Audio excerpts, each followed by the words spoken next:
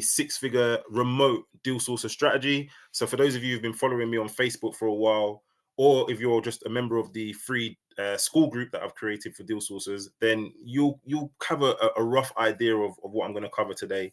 But I just want to go into as much detail as possible. So we're going to cover why Facebook groups are gold mines for your deal sourcing business and how to use them effectively. So it's funny because over the past few weeks, I've actually had a few people reach out and ask about the whole Facebook strategy approach and ask whether it's still working, is it saturated?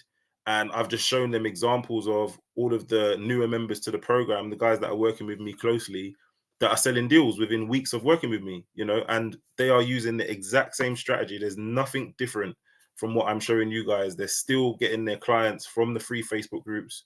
We're still not spending a penny on ads or marketing or influencer marketing or anything like that at all. We are literally just using an organic approach, and it's mainly just Facebook groups, right? So I'm going to show you why that's so important, and of course show you how to use them properly.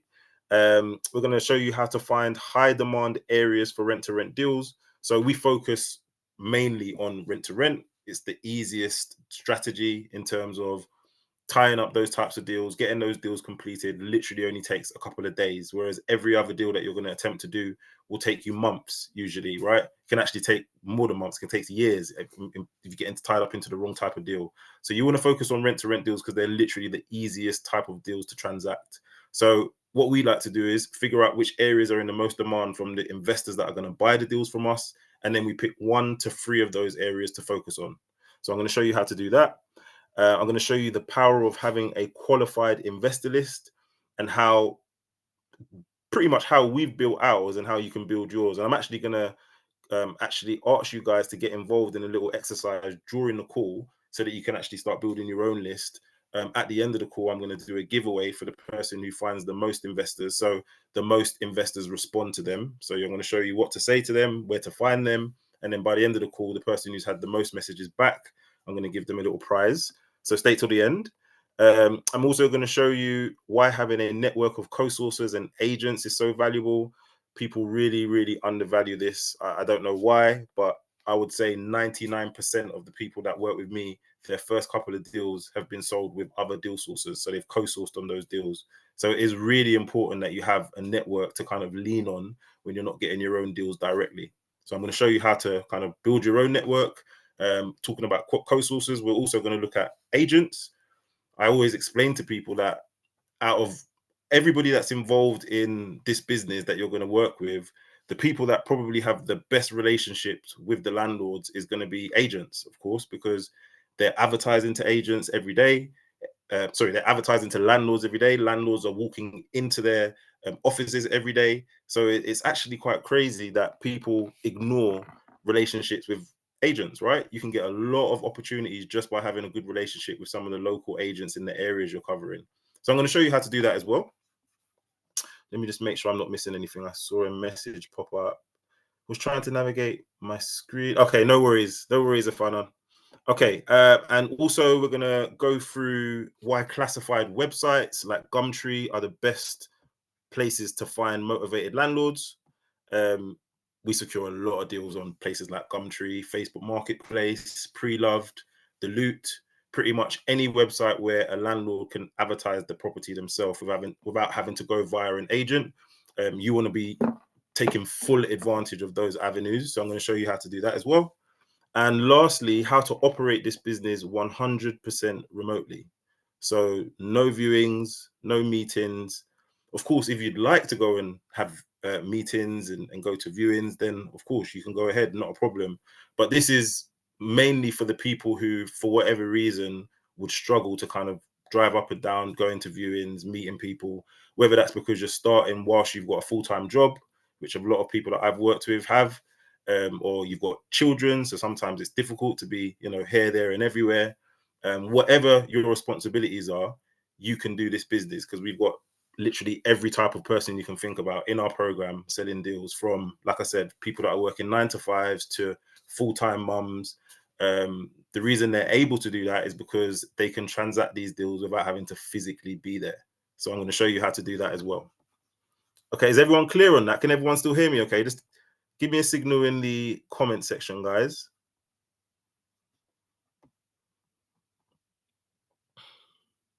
Just give me a yes in the chat if you can hear me okay, and if that makes sense. There anything about what I just explained that wasn't clear, so I can go back over it? Okay, Wesley says yes, brilliant. Okay, Martin, Adam, okay. Everyone can hear me okay, yeah? Okay, perfect. All right, let's move on. Okay, so just so I've got an idea of who's in the room, and hopefully this is going to get you guys to talk a little bit more and engage a little bit more.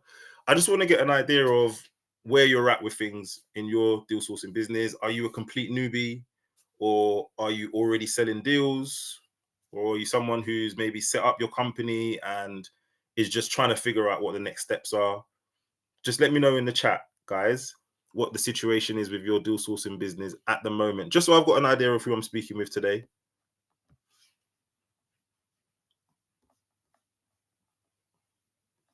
Just let me know, guys. Is there anyone in here that's already selling deals? Anybody sold a deal this month? It's the 29th of September. We've had a lot of deals sold within our program group. So anyone selling deals at the moment? Or again, like I said, anybody just starting out and just trying to find your feet, figure out what to do next? Just let me know in the chat, guys. Come on, let's get a bit more energy in here. Okay, Adam, brilliant. Adam said, brand new to this, have not sold any deals before. Okay, all right. Have you set up your company yet, Adam? Or are you literally just starting, as in haven't done anything yet?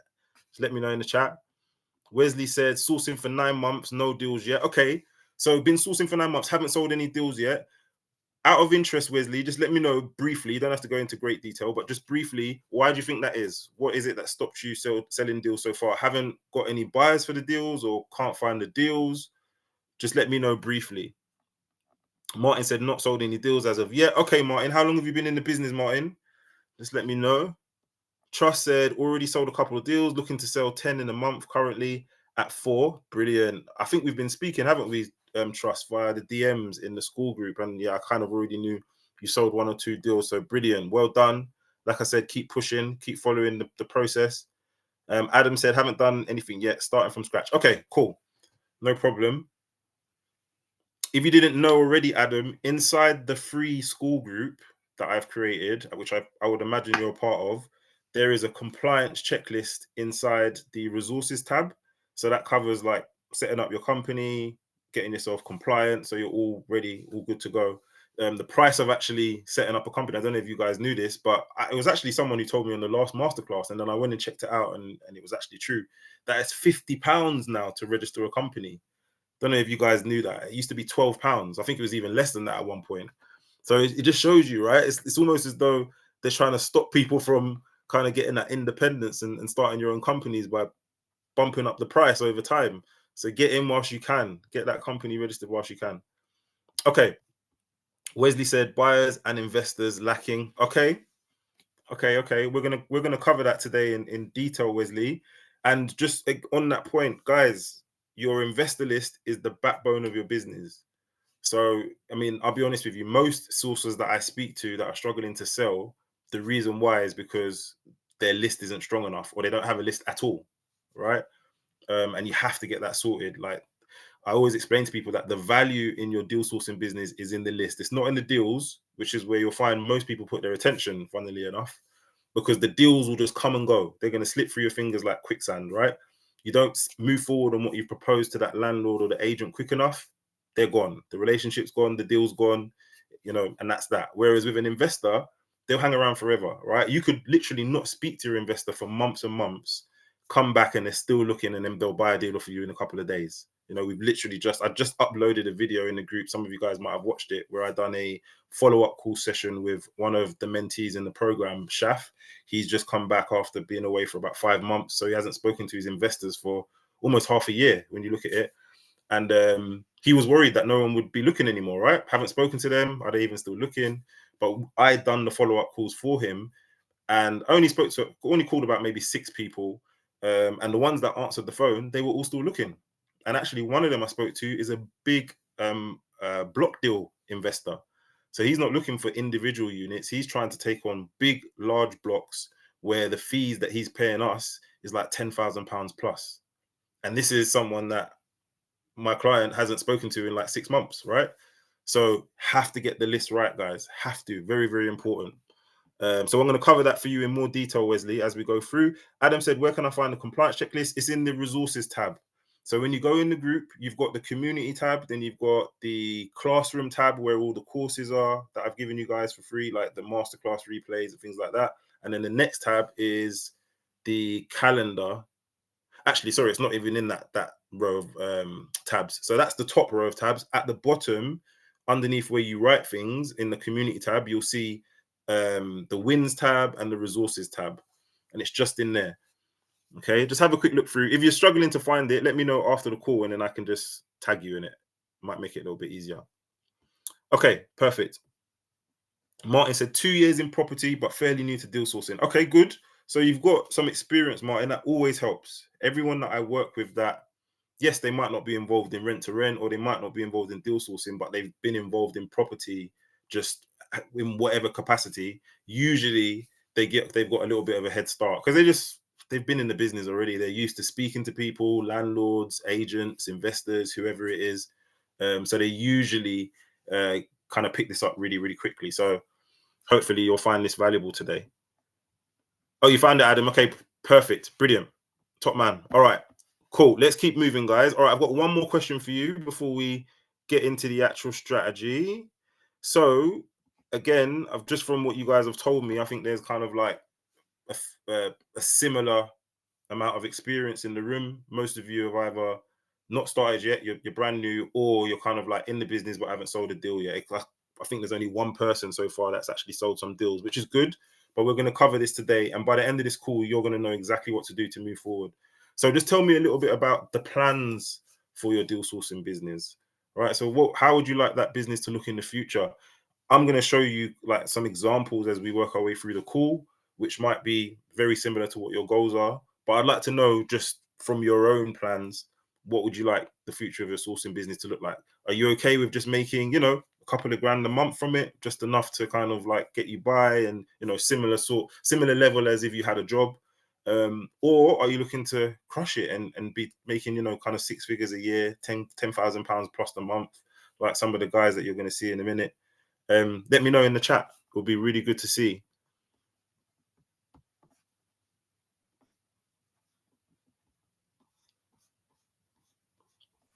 Let me know in the chat, guys. Talk to me.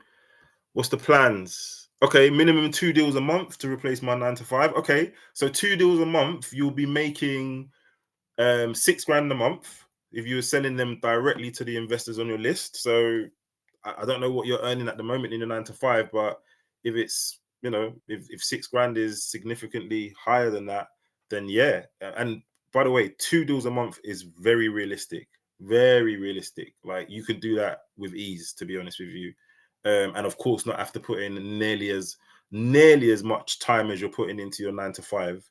And of course, you don't have to commute anywhere. You can work from wherever you want. It's 100% remote. So yeah, that's very realistic. If you was co-sourcing those deals, you would still be making about 3 grand a month because you'd walk away with 1,500 per deal. So again, 2 deals is very realistic. Got many people in the group selling at least 2 deals a month, at the moment, and then many people that are selling way more. So that's definitely doable, Wesley. Okay, Adam said, my plan is to create a successful business and escape my current job.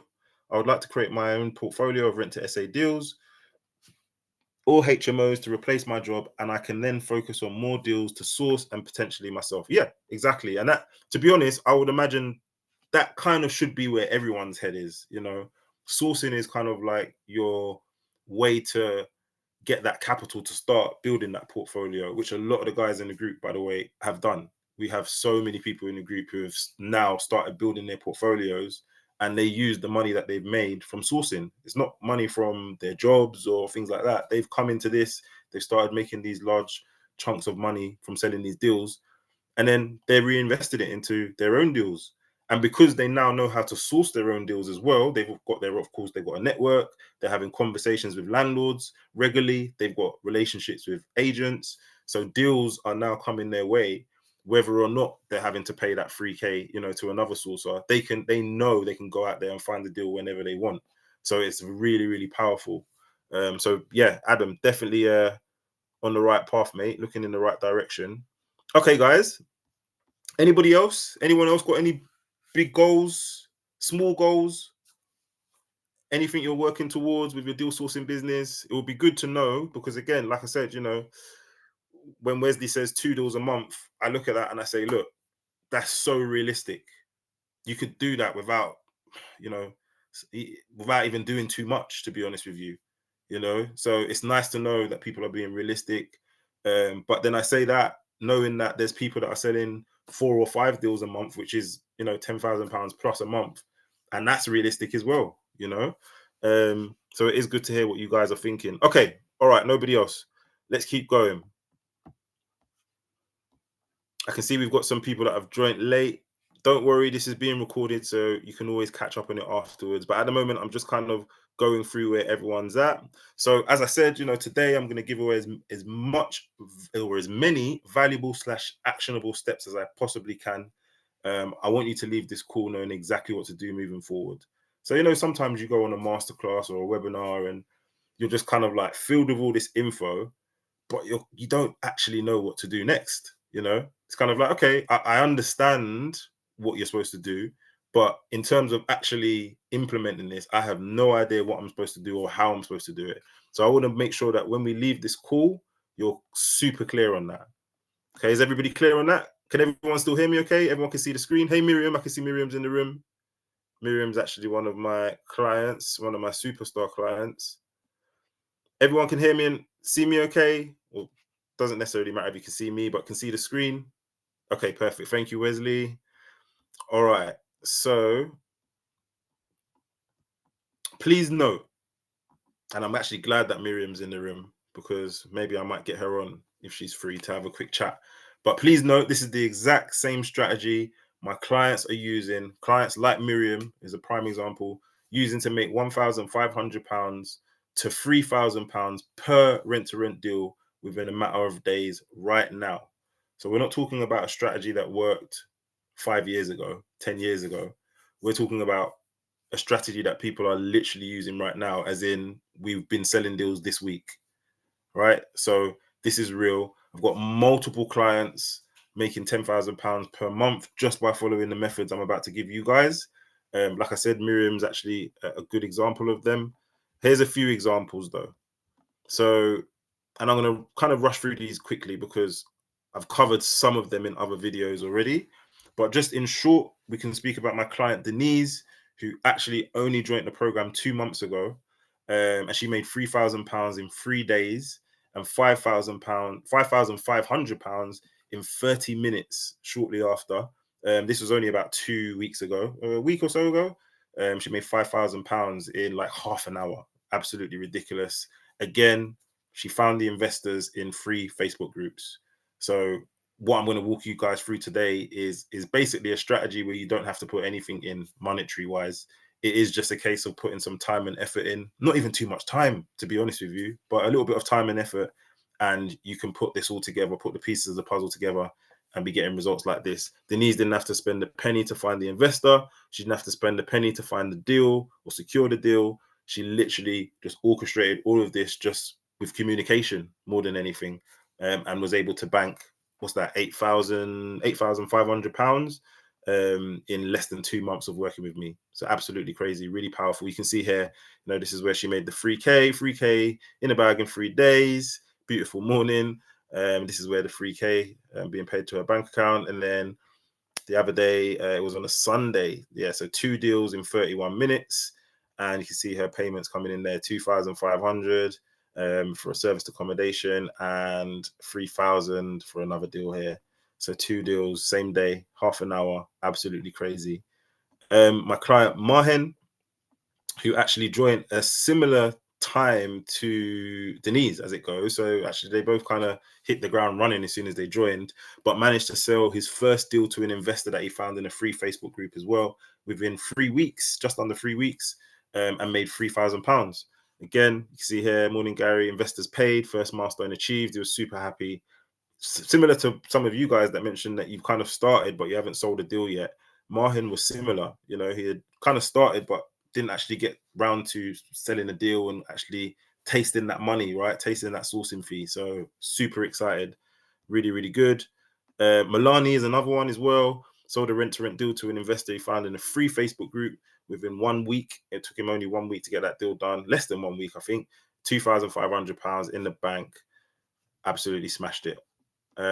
Clients Ken and Karan sold 4 deals together. So they actually co-sourced together. They're both members of the program and made £10,000. So walked away with £5,000 each. Took them less than 2 weeks. They found the investor. So let me actually get this right. Ken found the deal in a free WhatsApp group, property group. Just again, being proactive as always, as I kind of push you guys to. Ended up with a conversation with a landlord, secured the deal, so secured 4 deals. And Karan had an investor on his list, qualified, put the deals in front of him. He ended up taking all 4. So absolutely crazy. And they banked £10,000. You can actually see here. And they sold deals together, by the way, previously too. So this wasn't even the first time they've sold deals, but this was a really good one. You can see here they were paid the 7,500 up front. Well, not up front. I don't want to say up front. When I say up front, I mean as in paperwork signed, everything done and dusted. Investor paid 7.5 grand, and then they paid the remaining 2.5. I think like a week later. So you can see here, I was asking, is that a partial payment? Because I knew from the numbers that they were supposed to get paid more than that. So I was just asking, and they said, "Yep, there's more coming." And it was only a few days later that they got paid the rest. So 10K, less than 2 weeks. Absolutely crazy. Charlie, another one, sold his first rent-to-rent deal within 4 weeks of joining the program and went on to make 40 grand in 5 months. So in his first 5 months of working with me, he made £40,000. Absolutely crazy. Started from scratch. Never had any investors, any deals, had never deal sourced before.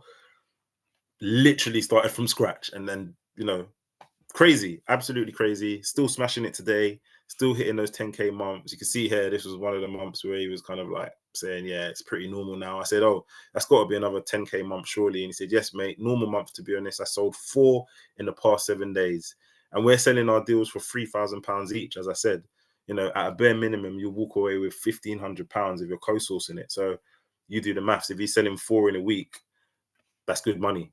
My client Miriam, another one, made £10,000 in 1 week by selling rent-to-rent deals to investors she found in free Facebook groups. That's Miriam, that's on the call right now. I might have a chat with her a little bit later. So yeah, you can see here, this week I had my first 10K week. Phone absolutely went off the hook. WhatsApp, at least 100 calls and missed calls. It was manic. And it's just so funny because after this conversation, me and Miriam have been speaking so much about like systems, and just yesterday we was on Friday, sorry, we was on a group call. Miriam's just hired new staff, so the company's growing, and we was talking about that leap from, having this much business to now having to bring people on to kind of help you with it. And again, Miriam's another one that kind of started from scratch and absolutely smashed it, hit the ground running. So really, really impressive. Zara is another one as well. Zara won one of the competitions that I was doing in the group at the time, for the person that sold the most deals within the shortest amount of time. So you can see here, she literally was just smashing it, like deal after deal. She got paid like 5 deals in the space of 2 weeks, I think it was. And then straight afterwards, another deal sold, made over 10K. Really, really impressive. And we also have my clients, Rihanna and Nath. They made 12K within 2 months of working with me. They found those investors in free Facebook groups again. You can see here, they joined. Rihanna and Nath are actually a couple. So they joined together, they work together, they're business partners. They sold 2 deals in 1 week and then sold another 3 shortly afterwards. And you can see here, they were speaking about the fact that 2 of them were co-sourced. The other 3 were direct. So they got the full £3,000 for 3 of those deals. So what's that, nine grand? And the other 2 were co-source, so that's another 3. So yeah, 9, 10, 11, 12. You do the maths. They made 12 grand in like 2 months. And they was even saying, look, we joined in December, by the way, because they literally, this was in February, I think beginning of February, this post. So really, really quickly made a ton of money and continued to make a ton of money just using this exact same strategy I'm going to give you guys today. Tarun's another one. Again, £4,000 in 4 days. Found the investors in 3 Facebook groups. You can see here he made 1,500 and 2,500. Sold one deal on the Friday and then sold the second deal that day. I think it was like maybe the Monday or Tuesday, the week after. One was co-sourced and the second one was his own direct, sold to his investor. Really, really powerful, guys. This strategy, no exaggeration, we've been using it. Well, I mean, I've been deal sourcing and using this strategy for a good 10 years.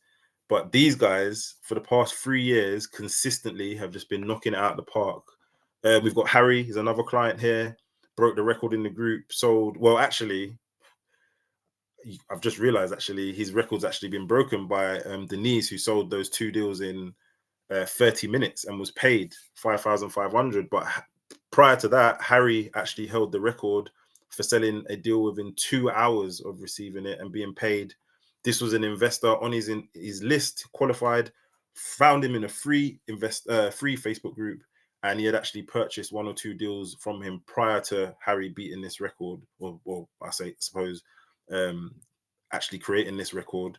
So because they had a little bit of rapport and a relationship already on the other deals, he was comfortable with Harry. And as soon as that deal was received, he kind of said, look, I'm interested. It ticks all the boxes. I'll take it. In fact, I'll pay for it now. And 2 hours later, he had paid. So really, really good. And this is the thing with what I'm about to show you guys. This is the luxury of having a qualified investor list built before you start looking for deals. You know, it would have been very difficult for Harry to do this with somebody that was brand new, that he hadn't dealt with before. You know, if he was just marketing these deals in the Facebook groups like most deal sources do, and kind of just hoping a new sourcer, a new investor, apologies, just kind of stumbles across it and takes it off his hands, he wouldn't have that relationship with him for that investor to be comfortable to just pay the money, you know, in 2 hours. But because we focus on building the list and having rapport and relationships with these clients, you can do things like this, right? You've seen Harry's done it. You've seen Denise just done it. There's so many examples in the group of people done it. Charlie's done it a million times, like literally, you know, because we've got these relationships and we're giving them an amazing service. So it is very powerful. Okay, I can see a few more people have joined. Just let me know in the chat if you can still hear me, okay, guys? And for the guys who've just joined, can you hear me, see the screen? Just let me know in the chat.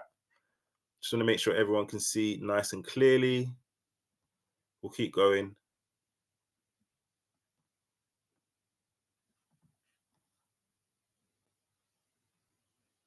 So this is Samir. It's another client. And as you can see here, Samir sold multiple deals since joining the program. He's selling them at £3,000 each, same as everybody else. He's finding these investors in free Facebook groups. He's securing these deals direct to landlords in places like Gumtree, like I mentioned earlier. So really, really powerful. So that's just another client that's selling deals consistently. I think you guys kind of get the picture, right? Can everyone just let me know in the chat? Give me a yes if you get the picture. Just hit yes in the chat. And we're going to keep going. Brilliant. Wesley says yes. Was that enough examples, or do you guys need me to show you some more examples of people absolutely crushing it? Just let me know in the chat.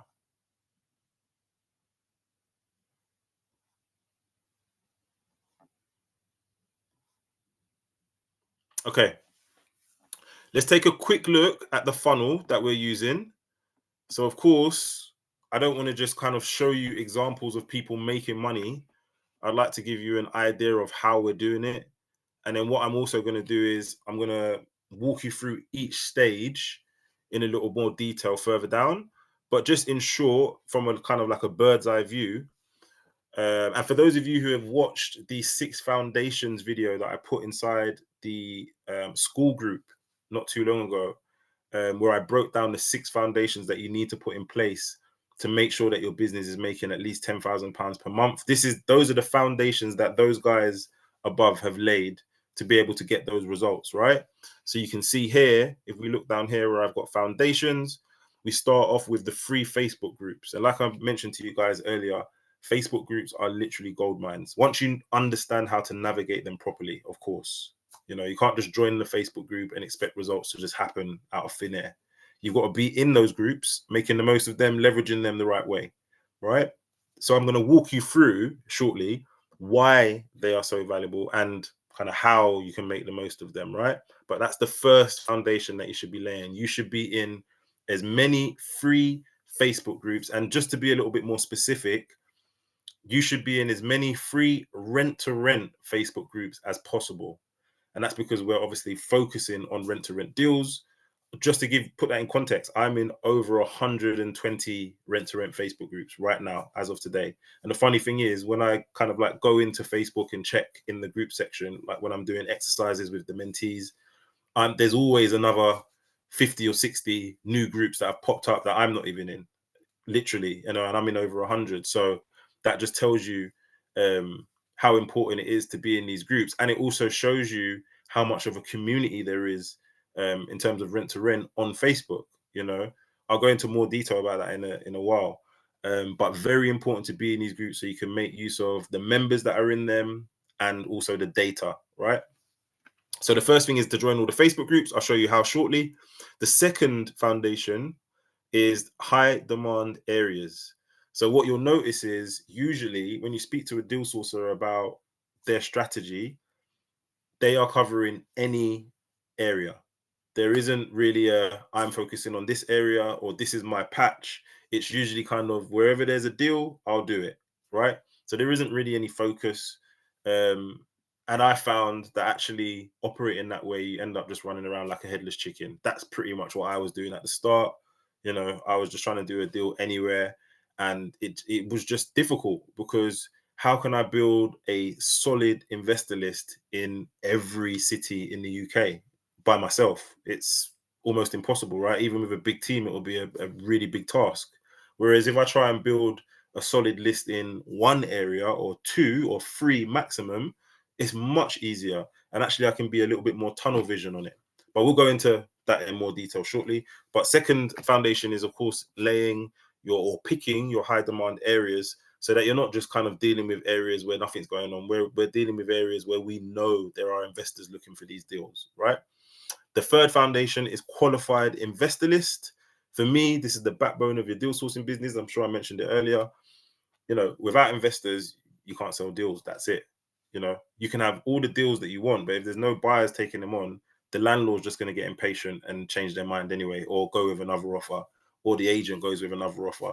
These deals do not stick around. So, essentially, the value is in having the list. These guys will sit on your list forever. I just gave you guys the example of us doing the follow-up calls to my client Shaf's investors who hasn't spoken to in like 5 months, and they're still ready, still raring to go, still happy to be sent deals, right?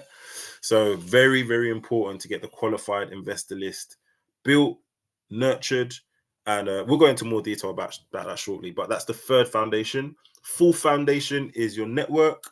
So that includes co-sourcers and agents.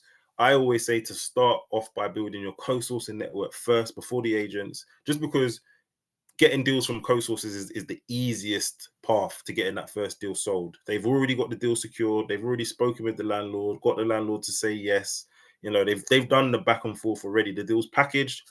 All we need to do is put it in front of this qualified investor list that we've built and sell the deal. That's it, right? Literally, it's half the workload because they've already done it. Whereas if we're getting a deal from an agent, we still have to go back and forth, negotiate with the agent, etc. When we're getting deals directly from landlord, we still have to go back and forth. We're going to go to those in a second, but I'm just trying to make you understand that the co-sourcing route first is so much more powerful. And like I said, I would say probably 99% of the people who've joined the program, their first deal that they sold was co-sourced. So you just have to understand how to put that in place properly. And then, of course, the agents. I explained earlier why agents are important. They're constantly advertising to landlords. Landlords are just literally walking into their office and giving them the properties, right? So we need to be in those relationships with them so that when these deals come, we can take full advantage straight away. So agents, and then the last foundation is motivated landlords and developers.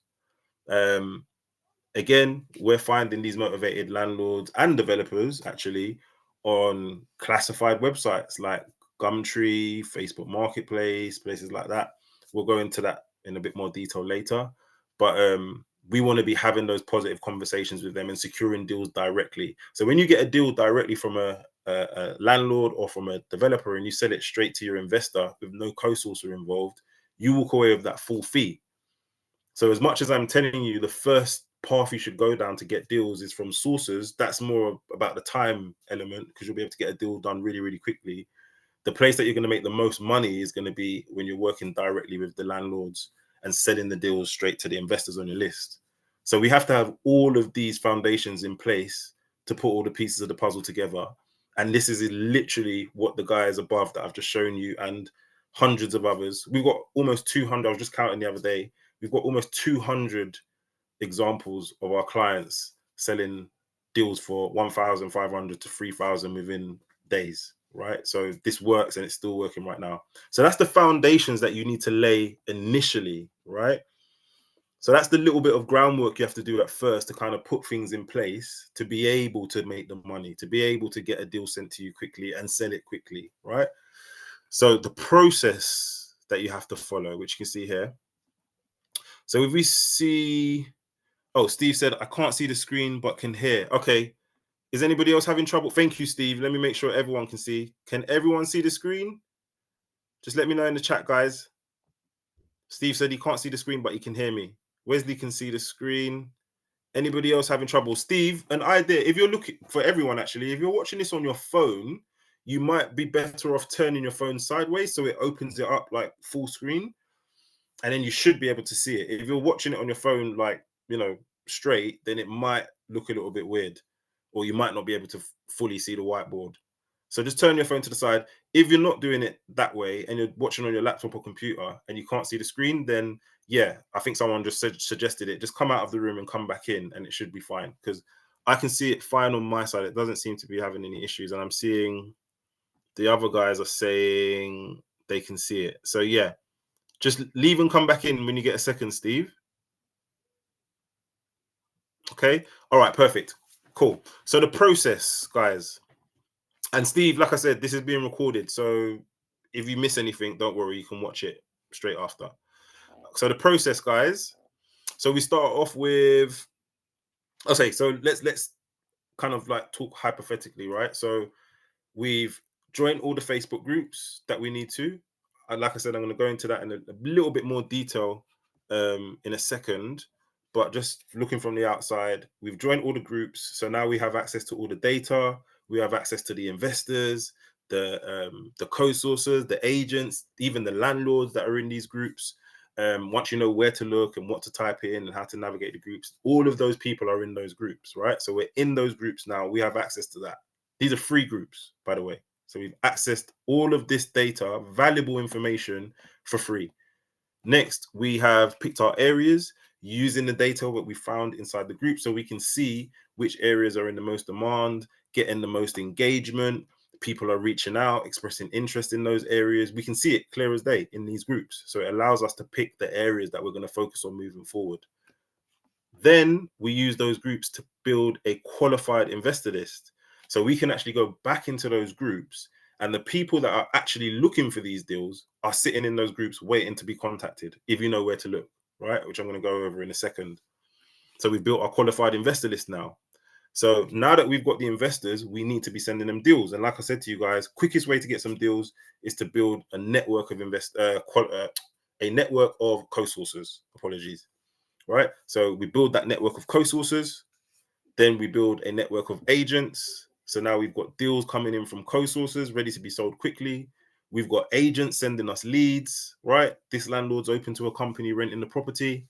We have to kind of go back and forth, do our little due diligence and put forward our proposal. But we've got deals coming in now. We've also started having conversations with landlords and developers. So now we're securing deals directly from these guys, the landlords and developers. So now the process will be deals coming in from both of those sources, the network and the landlords and developers. We want to do our due diligence. So we never ever just take a deal and just send it out, which, believe it or not, a lot of deal sources do. That's actually why a lot of the deals that you see in the Facebook groups aren't actually deals. They're just leads. It's just someone that's picked up the phone, called an estate agent, asked if the property is available. Yes, it is. and then they've started promoting that that property would work as a rent to rent in one of the rent to rent groups. But the deal isn't actually secured. The landlord hasn't been given a proposal. Due diligence hasn't even been done to make sure that the deal stacks up, right? They've just literally just got that lead and started promoting it as if it's a deal. Okay. But what we want to do is we want to do our DD, so due diligence, sorry, and make sure the numbers make sense. Even if the numbers don't make sense, right? The fact that you've got a qualified investor list gives you the luxury that you can actually go to that list and say, let's say Wesley was one of my investors on my investor list. Hey, Wesley, how's it going? Look, I'm just speaking with a landlord in London. I know that's the area you're looking for deals. She's open to what we're proposing, but we're just kind of going back and forth on the numbers right now. Just wanted to know what you think. What does this deal need to look like for it to be attractive for you? I already know Wesley's looking for rent to rent deals in London. I'm speaking with a landlord who has that deal. So although I'm maybe having issues getting the due diligence bang on for whatever reason, sometimes that happens. I've got the luxury of being able to go to my investors that are already qualified and pick their brains, and basically them help me secure the deal by telling me, well, if you can get it at this number, Gary, I'd take it. Or if you can get it close to this, I'd be interested. And that's how we've sold so many deals before the deal's even gone out onto the market, right? So anyway, that's kind of like going backwards if we had that issue. But usually the due diligence is fine. We go through, we look at the numbers, and that's again, whether it's coming from the co-sources, the agents, from the landlords, the developers, we have to look at the numbers. We want to make sure. So, okay, so there's two different ways that it will work, right? So we've done our DD with both ways.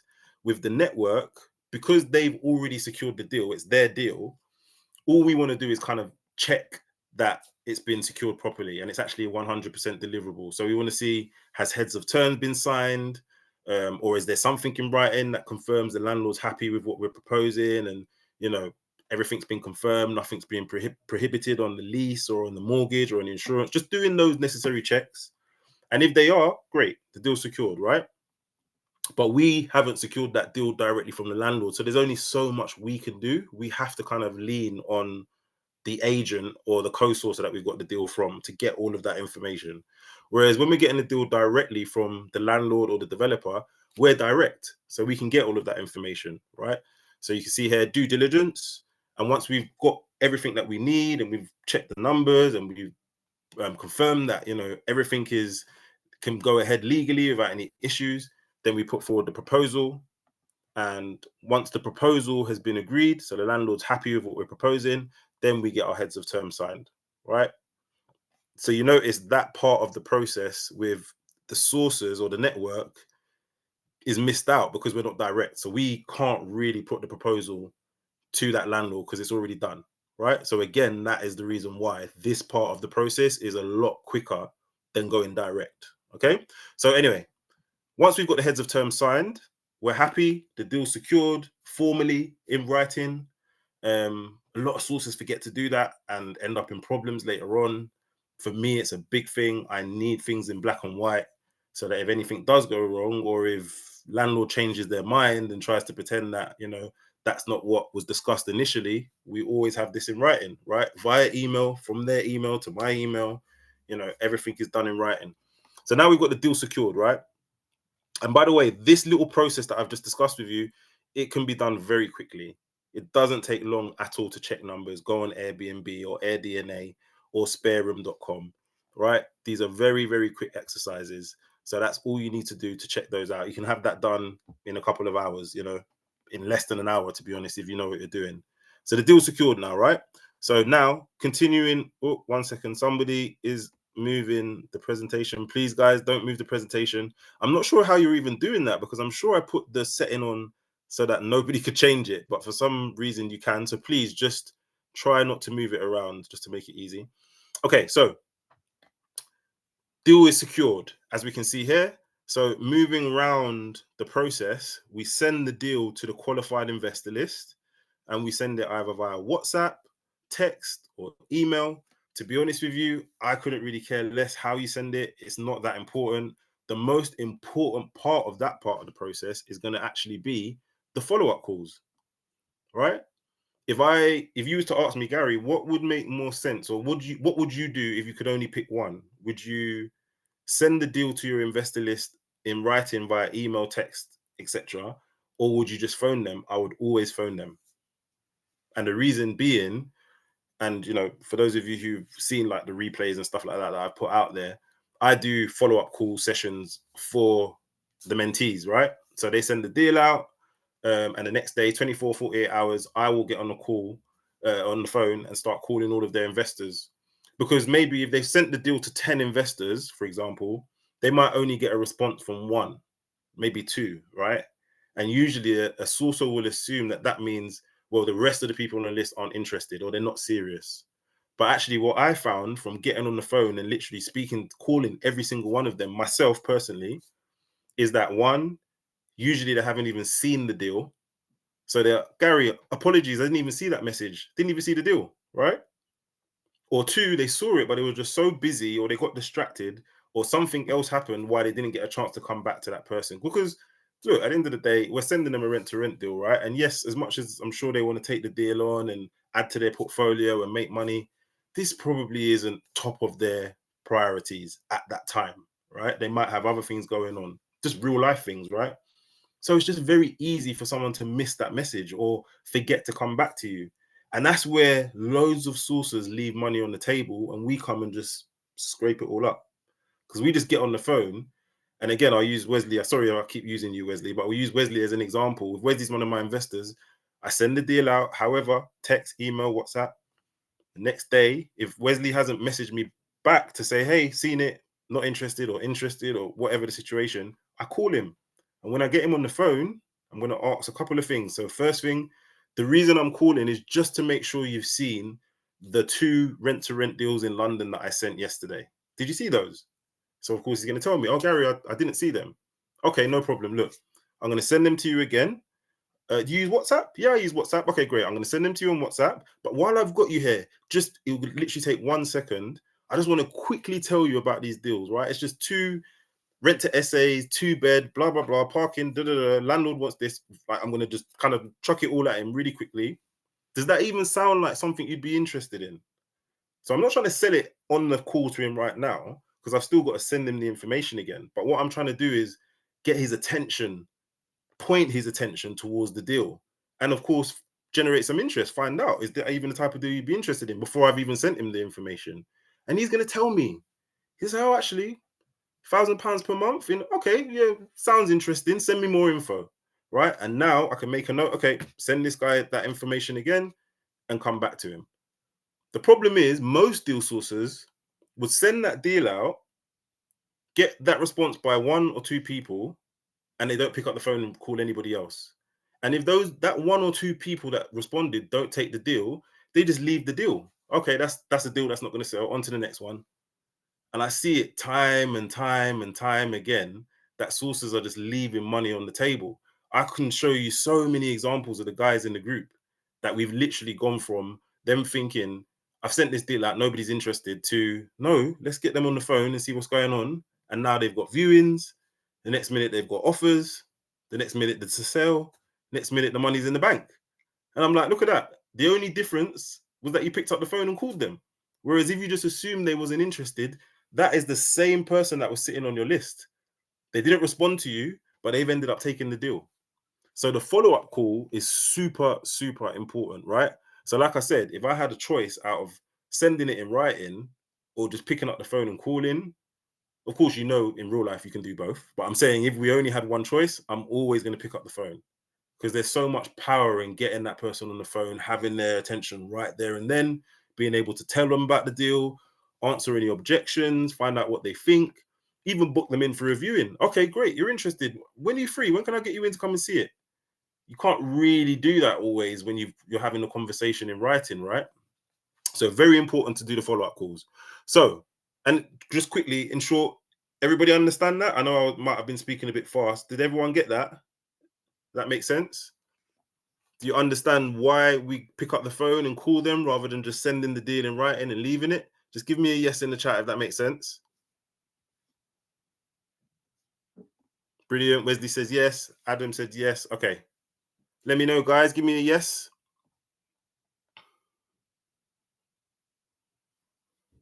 So we've sent the deal in writing. We've done the follow-up call 24 to 48 hours later. Now we've got a few people that are interested. They're saying, Gary, I'm interested. I can come down and see it tomorrow or in 2 days or over the weekend or whenever. So now, because I've got people that would actually like to come and view it, I need to make sure that my NDA is signed. So with us, we have 2 NDAs. We have an NDA that are investor signs. So that protects us in that deal so that he or she can't just go to the viewing, because remember, we're not going to be there all the time, right? 99% of the deals we sell are remote. So we have to make sure we're protecting ourselves. So he's going to go to that viewing on his own. And because we're not there, of course, there is a chance that he could try and cut us out, right? But if we get our NDA signed properly, then it significantly reduces the chance of that happening. I mean, for me, to reduce the chance of that happening even more, you have to make sure you have the rapport and the relationship, like I speak about in the first place. But this makes sure that you're actually protected legally, as in if they take that deal that you've presented to them and they don't pay you your fee, you can take them to court and they'll end up having to pay you the fee anyway. So that's why you'll find usually investors aren't going to try and cut you out of a deal if they've signed your NDA. So very important to get that done. And on the other side, we have the co-sourcer NDA. So let's say, for example, like I said, this is a co-source deal. So this came from this part of the funnel, right? So co-sourcer sent a deal, due diligence done, happy, heads of terms signed, deal secured, sent the deal out, follow-up call. Now I've got investors saying they want to view the property. I've got them to sign my NDA. Now I need to book the viewing in with my co-sourcer that sent me the deal. So I need him or her to also sign my NDA, my co-sourcing NDA, which is a different NDA from the investor one. And that basically just says that if I have a deal that I present to them and they sell it, we need to make sure that we pay each other whatever's supposed to be paid, and vice versa. If they have a deal that my investor takes, we need to make sure we pay each other what's owed, right? So that's basically, again, just protecting us so that they can't just do a deal with our client, because again, we're not going to be there. They can't just do a deal with them, take the fee and not pay us. They have to pay us. So again, these documents are super duper important. I just had a message from someone last week. Gary, having a bit of a problem. Somebody's taken a deal and they haven't paid me. You know, this person isn't one of my clients. They're part of the free group and they're just asking for some help. But basically what happened was they sent the investor to go and view the property, didn't get any NDA signed, nothing signed, just gave the address, gave all the information, sent them to do the viewing, and somehow basically the investor stopped answering their calls and ended up taking the deal, from what I understand. And the problem was, of course, look, if you've got sort of an audit trail, like, you know, you can prove from conversations, text messages, emails, and things like that, that you presented the deal to them and they took it and they didn't pay you, then you could probably still pursue them legally.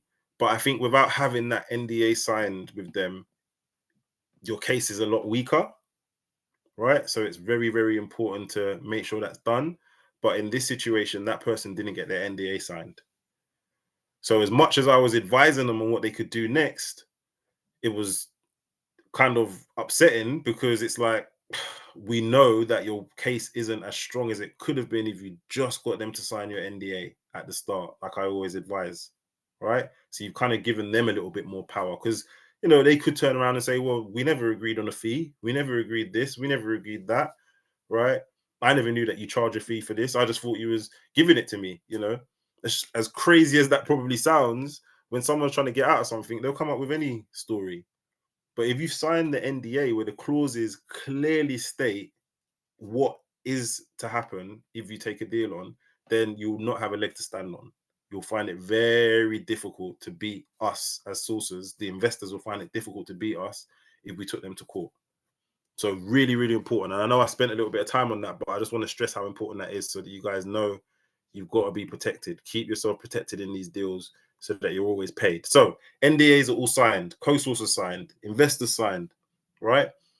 Now the viewings have taken place. Now, as I said, we're doing them 100% remotely. We're not there.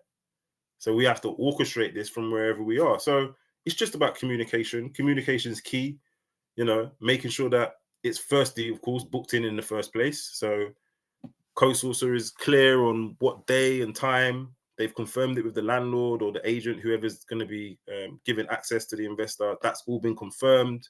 We want it confirmed as well for us. And also, it would be great to have it in writing. And then we've confirmed everything with our client to make sure they know where they're going, what day, what time, etc. And then also on the actual day of the viewing, I also like to give everybody a quick call in the morning just to make sure we're all still on track. Everybody knows where they're going, what time, who's doing what, who's letting who in, etc., etc. And then everything should run nice and smooth. And again, that's just like a couple of phone calls, just communicating. I don't have to go anywhere. I don't have to meet anyone. I just have to pick up the phone and make sure everybody knows what they're doing. Very straightforward, right? So the viewings take place. Usually when the viewings happen, that's when you find out whether or not you're going to sell a deal. Because once the investor goes through the doors and actually sets their eyes on the property, that's when they get a true appreciation for the potential. Oh, I could do this with this room. I could do that with this room. Oh, this living room is way bigger than I thought it was. Actually, I could use it as this. And, whereas it's difficult to do that using pictures and videos, as much as you can get an idea for it, but it's never going to be you being in the property. For those of you who've like bought properties or have taken units on, you know exactly what I'm talking about. It's just, there's no comparison, is there, to walking through the doors and literally being able to look around and, measure and things like that. So usually once we got viewings happening, that's a positive direction. After the viewings, we follow up with our clients, find out what they thought, get a verbal offer if they're interested and they're happy to go forward, which usually happens, and then get it also in writing as well. Once the offer's been put forward, we present the offer to our landlord or agent if we got it from an agent, or co-sourcer if we got it from a co-sourcer. Again, give it to them verbally first, find out what they think, see if we need to negotiate at all, back and forth. Once the offer has been accepted, then it's a very straightforward process to get the sale complete. Guys, can everyone still hear me okay? Just want to make sure. Just give me a yes in the chat. Still hear me okay and see the screen okay? Okay, good. All right, so yeah, very straightforward. After the offer's accepted, so all we need from there is the paperwork to be signed by both parties. So we usually send the draft copy of the lease agreements to both parties, so the landlord and investor. Make sure everyone's happy with the clauses, make sure that all the information is been presented properly, what's going to be paid monthly, how long the term is, any break clauses, etc., etc. All of the information is put into the lease. Once both sides are happy, then the actual lease is sent, which has got it's the final copy. And then once both parties have signed that lease, then the monies are due, right? So sourcers do this in different ways, right? You're going to have some sourcers who want that money up front before the viewings even happened. We stay away from that because, to be honest, it's just not even necessary. And all that happens is if I take the money up front from one investor, really, I shouldn't really be showing that property to anyone else, right? And if I'm taking money up front, I shouldn't be taking money up front from multiple investors. And obviously, if you've got multiple interested, that's kind of what you'd have to do. So we stay away from taking money from investors up front. What we do is we get the deal done. And like I said, once contract is signed or lease agreement signed by both parties, then the money is due from the investor. And that's not even just our money. I mean, any upfront payments to the landlord. So if there's a deposit agreed or a first month's rent agreed, that needs to be paid after the agreement is signed. But as well as that, we're also invoicing our investor for our £3,000 sourcing fee as well. So everything's due at that same time. And as you guys saw above, from Denise, from Charlie, from Miriam, from all these other guys, these deals are completed within days. Yes, you will get the odd occasion where it might take weeks because it might be a difficult one, or if it's like a big deal, it's a block deal where there's like 10 plus units. Of course, it takes a little bit longer. But usually, on average, these deals are being completed within 7 days, within a week, And then, of course, we've got examples of it happening quicker, 3 days, half an hour, 2 hours, right? Again, those are quite rare instances. But on average, about a week. So with the way that we're doing this, you're able to do these deals in bulk. You can do multiple deals per month because you're not having to visit any properties, you're not having to meet anyone. You've laid the foundations so that you've got investors ready, and you can continue to grow that list of investors with what I'm showing you. But you've also got deals being sent to you almost on autopilot. I don't want to say it's a 100% on autopilot, because you do need to tap in and kind of like check in with your network regularly. I would say even if it's just once a week, just a quick phone call or message or email to your network, that will generate deals all day. So it's almost automated, I suppose, but the deals are being sent to you. Remember, you're not having to go and find those landlords and convince them to go with this proposal. It's already done. Those deals are packaged, ready to go. So very, very powerful once you know exactly what you're doing and how to put this all together. Is everybody understanding exactly what I'm speaking about so far before I move on? Is everybody clear on the foundations and the process? You understand exactly how it all works? By the way, this is all in order. So like I said, it's Facebook groups first, demand, the areas, qualified investor list third, your network fourth, and then direct to landlords and developers last. And then again, in order, you can kind of see how the process works. Is everybody clear on that? Just give me a yes or a thumbs up or a smiley face in the chat if you're clear on that, please, guys. Let me know. Let me know. Okay, good. Good, good, good. Okay, let me make sure I'm not missing any questions. So Steve said, need to get started on this. Definitely, Steve. Again, like I said, I'm going to help you guys get started on this by actually walking you through in a little bit more detail in a second. So just stay tuned.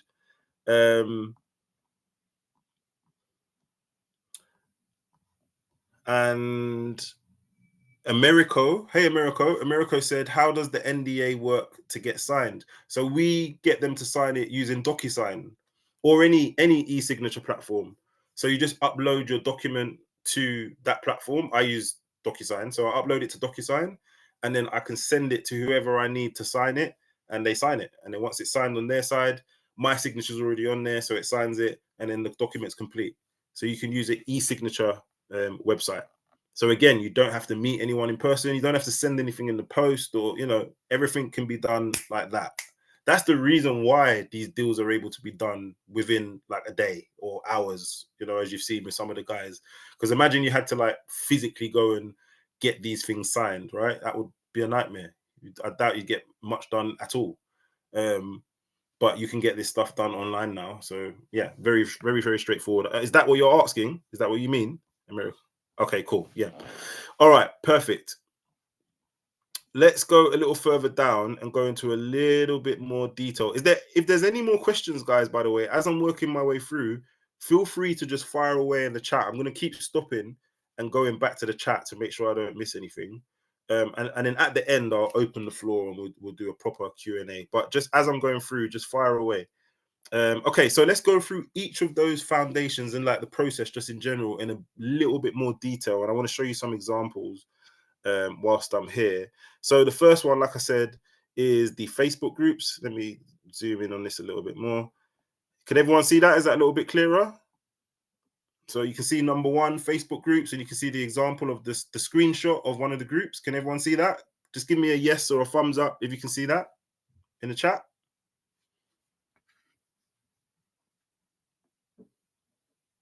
Adam can see it. Wesley can't see it. Okay. Just give it a second, Wesley. Should be able to see it.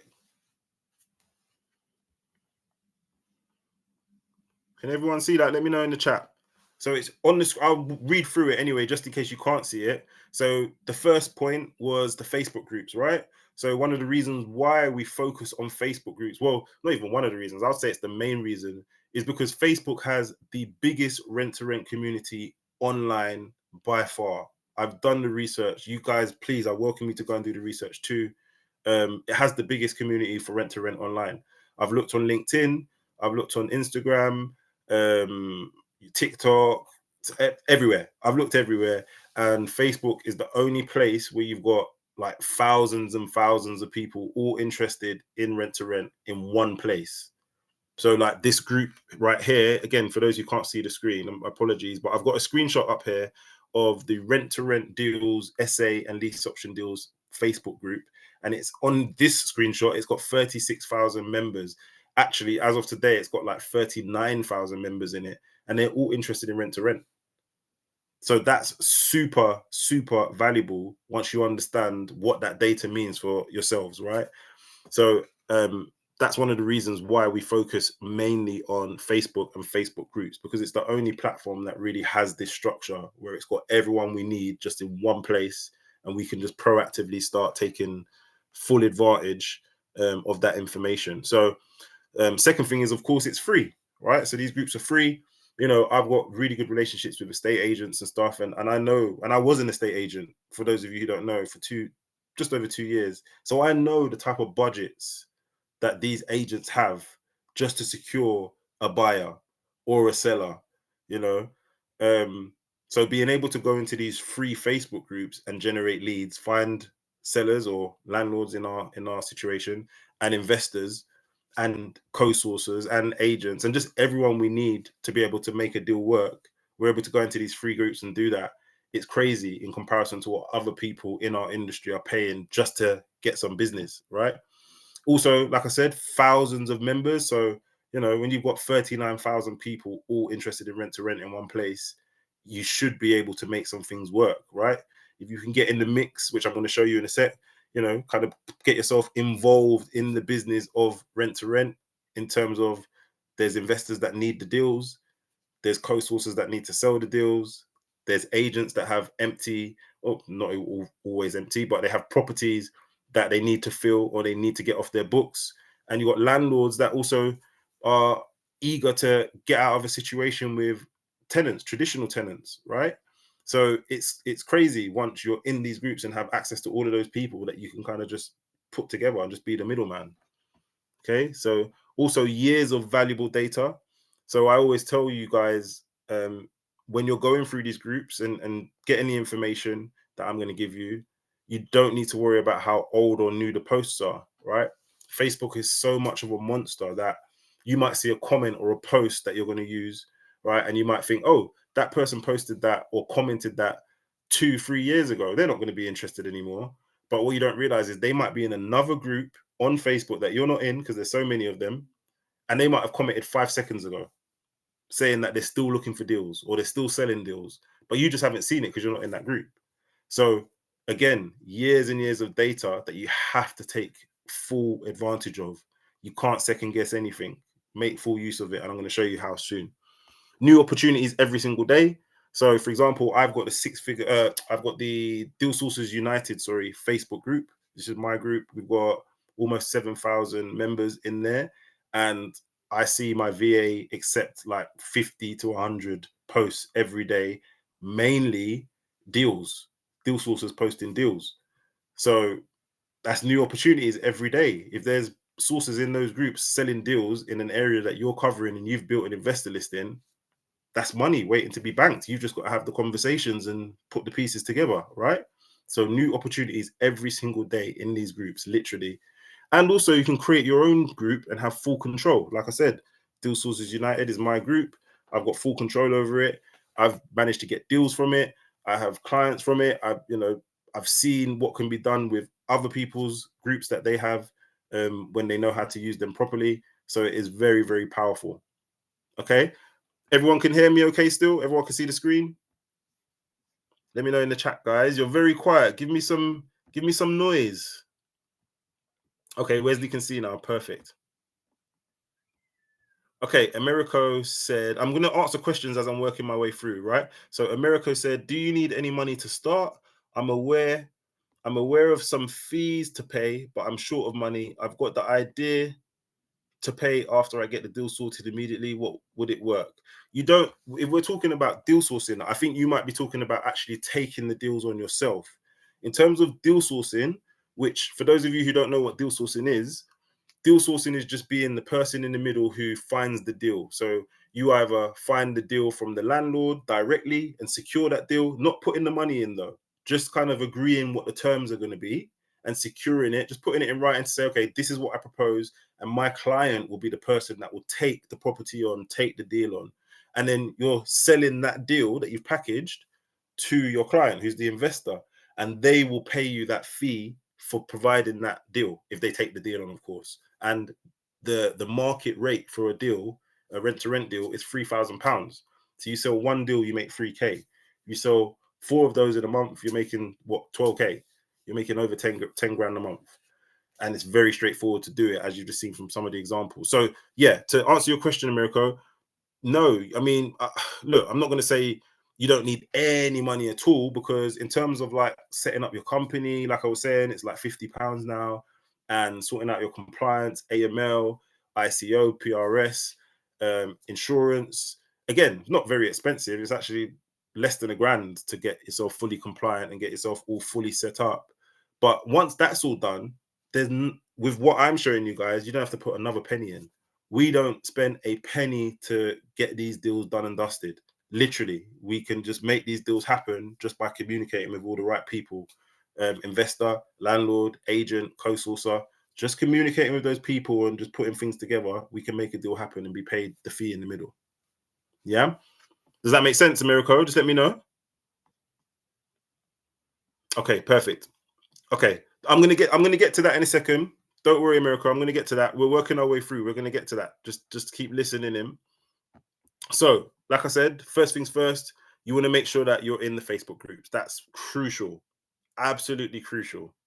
The other day, I was speaking with someone who I advised maybe a few weeks before to join more groups, because they was only in like 1 or 2 groups. And when I finally caught up with them, they, by the way, they had 0 investors. They had nothing. It was started from scratch, and there was only in like 1 or 2 groups.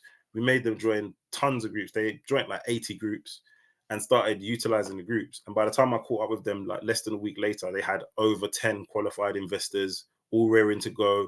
Deals were being sent out. They were having viewings being booked. Like, so much had happened just from them being in those groups and understanding how to navigate. Yeah. So really, really important, guys. Number 2, as you saw on the list, was the high demand areas. Very important. The last thing I would advise you guys to do is try and cover every area in the city. I mean, or in the country, I should say. It's you're going to give yourself more work than necessary.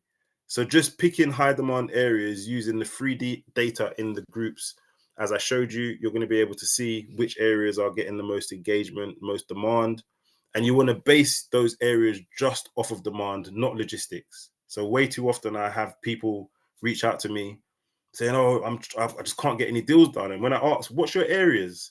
they tell me the area, and I say, "Okay, what made you pick that area?" They say, "Oh, I live here," or "I'm local to here." And I say, "Okay, but that's not a good way to pick the areas that you're going to focus on, because you're not basing it on whether there's actually people there looking to take on deals, right? That's literally what you should base it on. You shouldn't even base it on what the demand is in terms of the tenants and guests that your investors are going to have in the properties. Because again, the tenants and guests that are going to stay in those properties, they don't pay us, right? It's the investors, it's the client that takes that property on that's going to pay us. So our demand, the demand we're looking at, is from the investors strictly, right? So I just want to be clear on that, because again, I've had people kind of like get confused, and they're looking at what the occupancy rates is in certain areas to pick the areas that they're going to focus on. And I'm like, no, you're looking at the wrong data. You're not thinking about who's going to be paying you.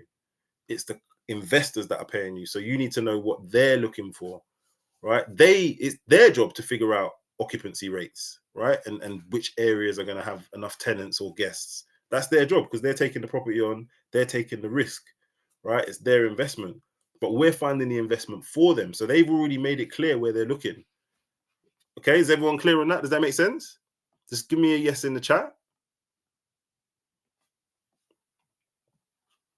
So you can see here from this screenshot, this is just an example.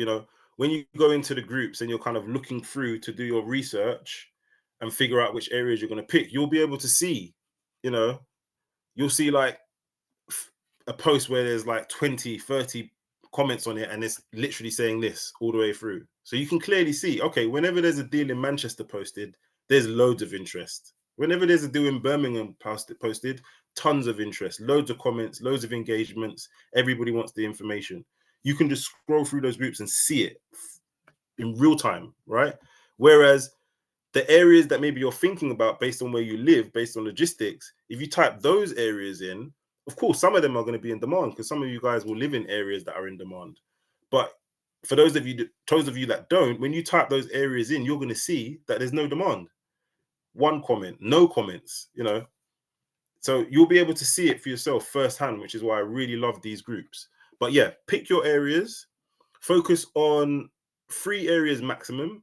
I also believe that it's easier to dominate if you pick less areas. I've got some guys in the group right now. Denise is one of them.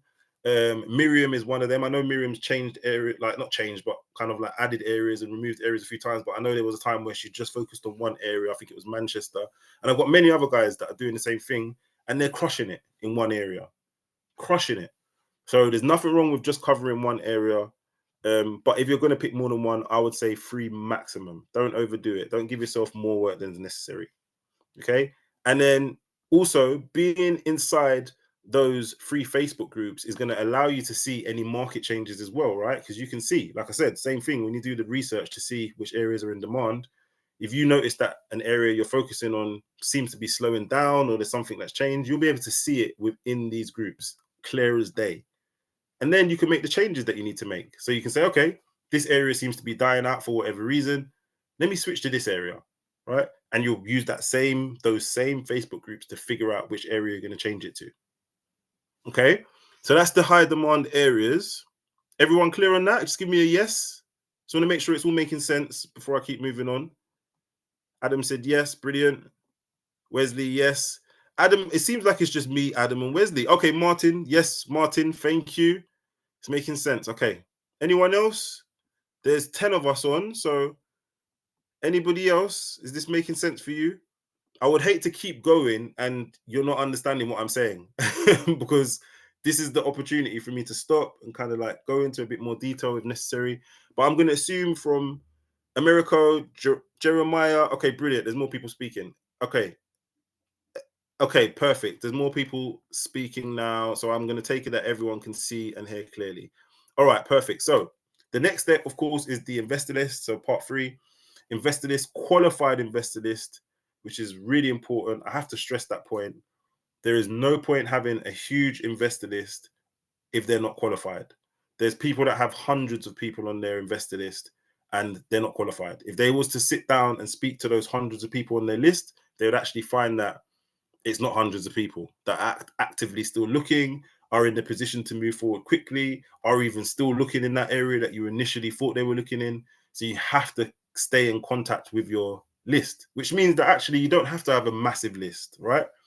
Now, I've got people who have lists of 10, 15, 20 investors, right? Qualified investors, and they sell a lot of deals every month. Some of those deals are being sold to the same investors over and over again, right? Whereas there's other people who have maybe 80, 90, 100 people on their list and they're struggling to sell deals. Why is that? That's because the list isn't qualified, right? It just looks good. And you don't want to get caught in that trap of your list just looking good. Like anyone who knows any of the people that work with me closely, you'll know I'm not a fan of that at all. I couldn't care less about the list just looking big. It's not about it looking big. How active is it? Like when we send the deal out, how quickly are we generating interest and getting viewings booked in and offers and selling deals? That's what I'm interested in. So very important that we have a qualified investor list. So the way that we can do that is finding thousands of investors that are already looking for rent-to-rent deals in the areas that we're going to cover, and they're inside the free Facebook groups, right? What we can do is send them a voice note or send them a written message. I'm a huge fan of voice notes. It just kind of breaks the ice and kind of gets them to drop their barriers, drop their guard before we've even jumped on a phone call with them. It's just that personal touch, human interaction, which is really, really powerful. But don't get me wrong, if you're not able to send voice notes for whatever reason, written messages work too. You know, we just noticed that there's a much better open and response rate with voice notes. Yeah. So we qualify them on a quick phone call. What I like to do is suggest the Facebook call for those investors that are kind of like reluctant to give their phone number. People are approached by so many people online nowadays. So everyone's kind of skeptical. And sometimes you just don't want to give out your information to a stranger. So before I start asking for phone numbers and emails and things like that, I say, look, let's jump on a quick Facebook call. And for those of you guys who don't know, on Facebook, when you're in the direct message, if you look in like the top right hand corner of your messages with someone, you'll see a little phone icon. And if you was to press that phone icon, you guys can have an actual phone call, as in actually like on the phone, like you would have a phone call. But the only difference is you haven't exchanged phone numbers. So everything that we would ask on the phone call, the qualifying phone call, we just ask it on the Facebook call. It's exactly the same thing. You get the exact same feeling. It's a phone call, right? The only difference is we haven't exchanged phone numbers. The difference is by the end of that Facebook call, they give us their number anyway and their email and everything else that we want. Because now the rapport's been built, the relationship started. So phone calls are really, really important. Somebody just asked, how do you do I think it said voice call. Let me go back.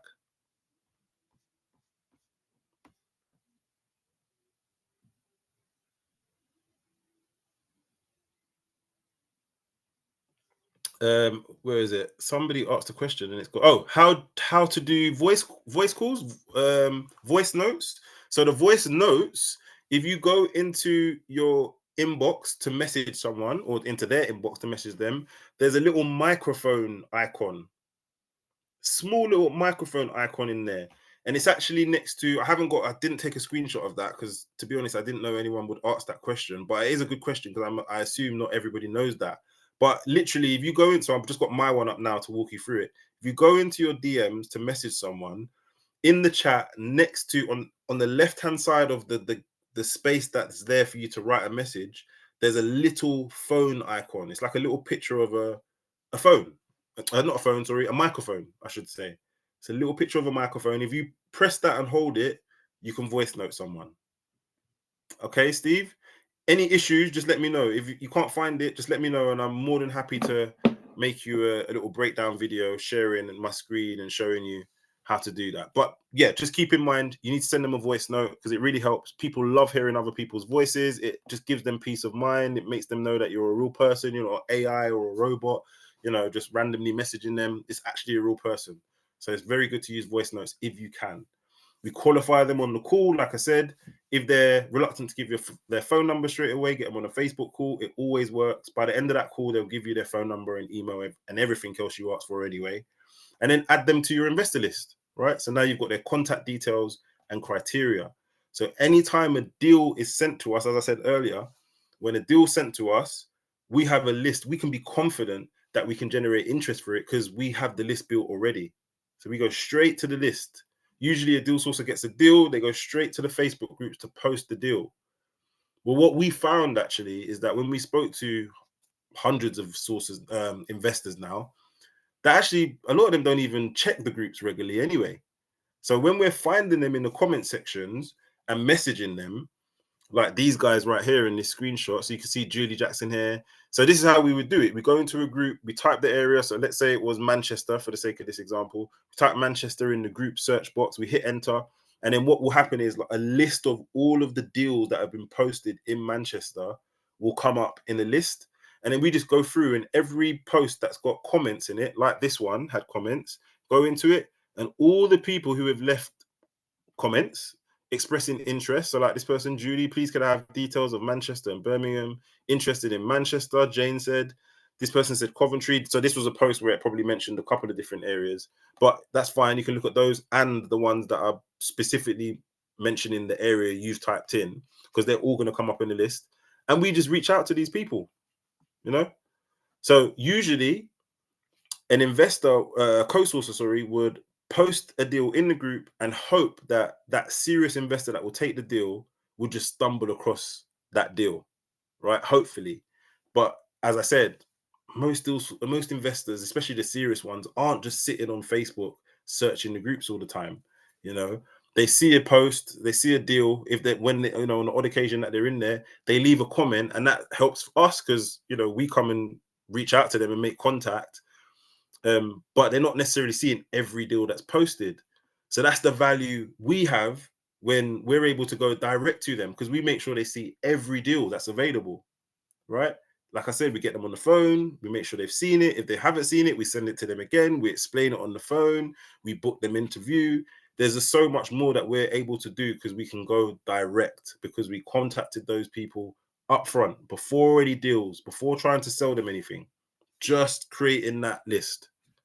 Right? Does that make sense, guys? Just let me know in the chat. Give me a yes if that makes sense.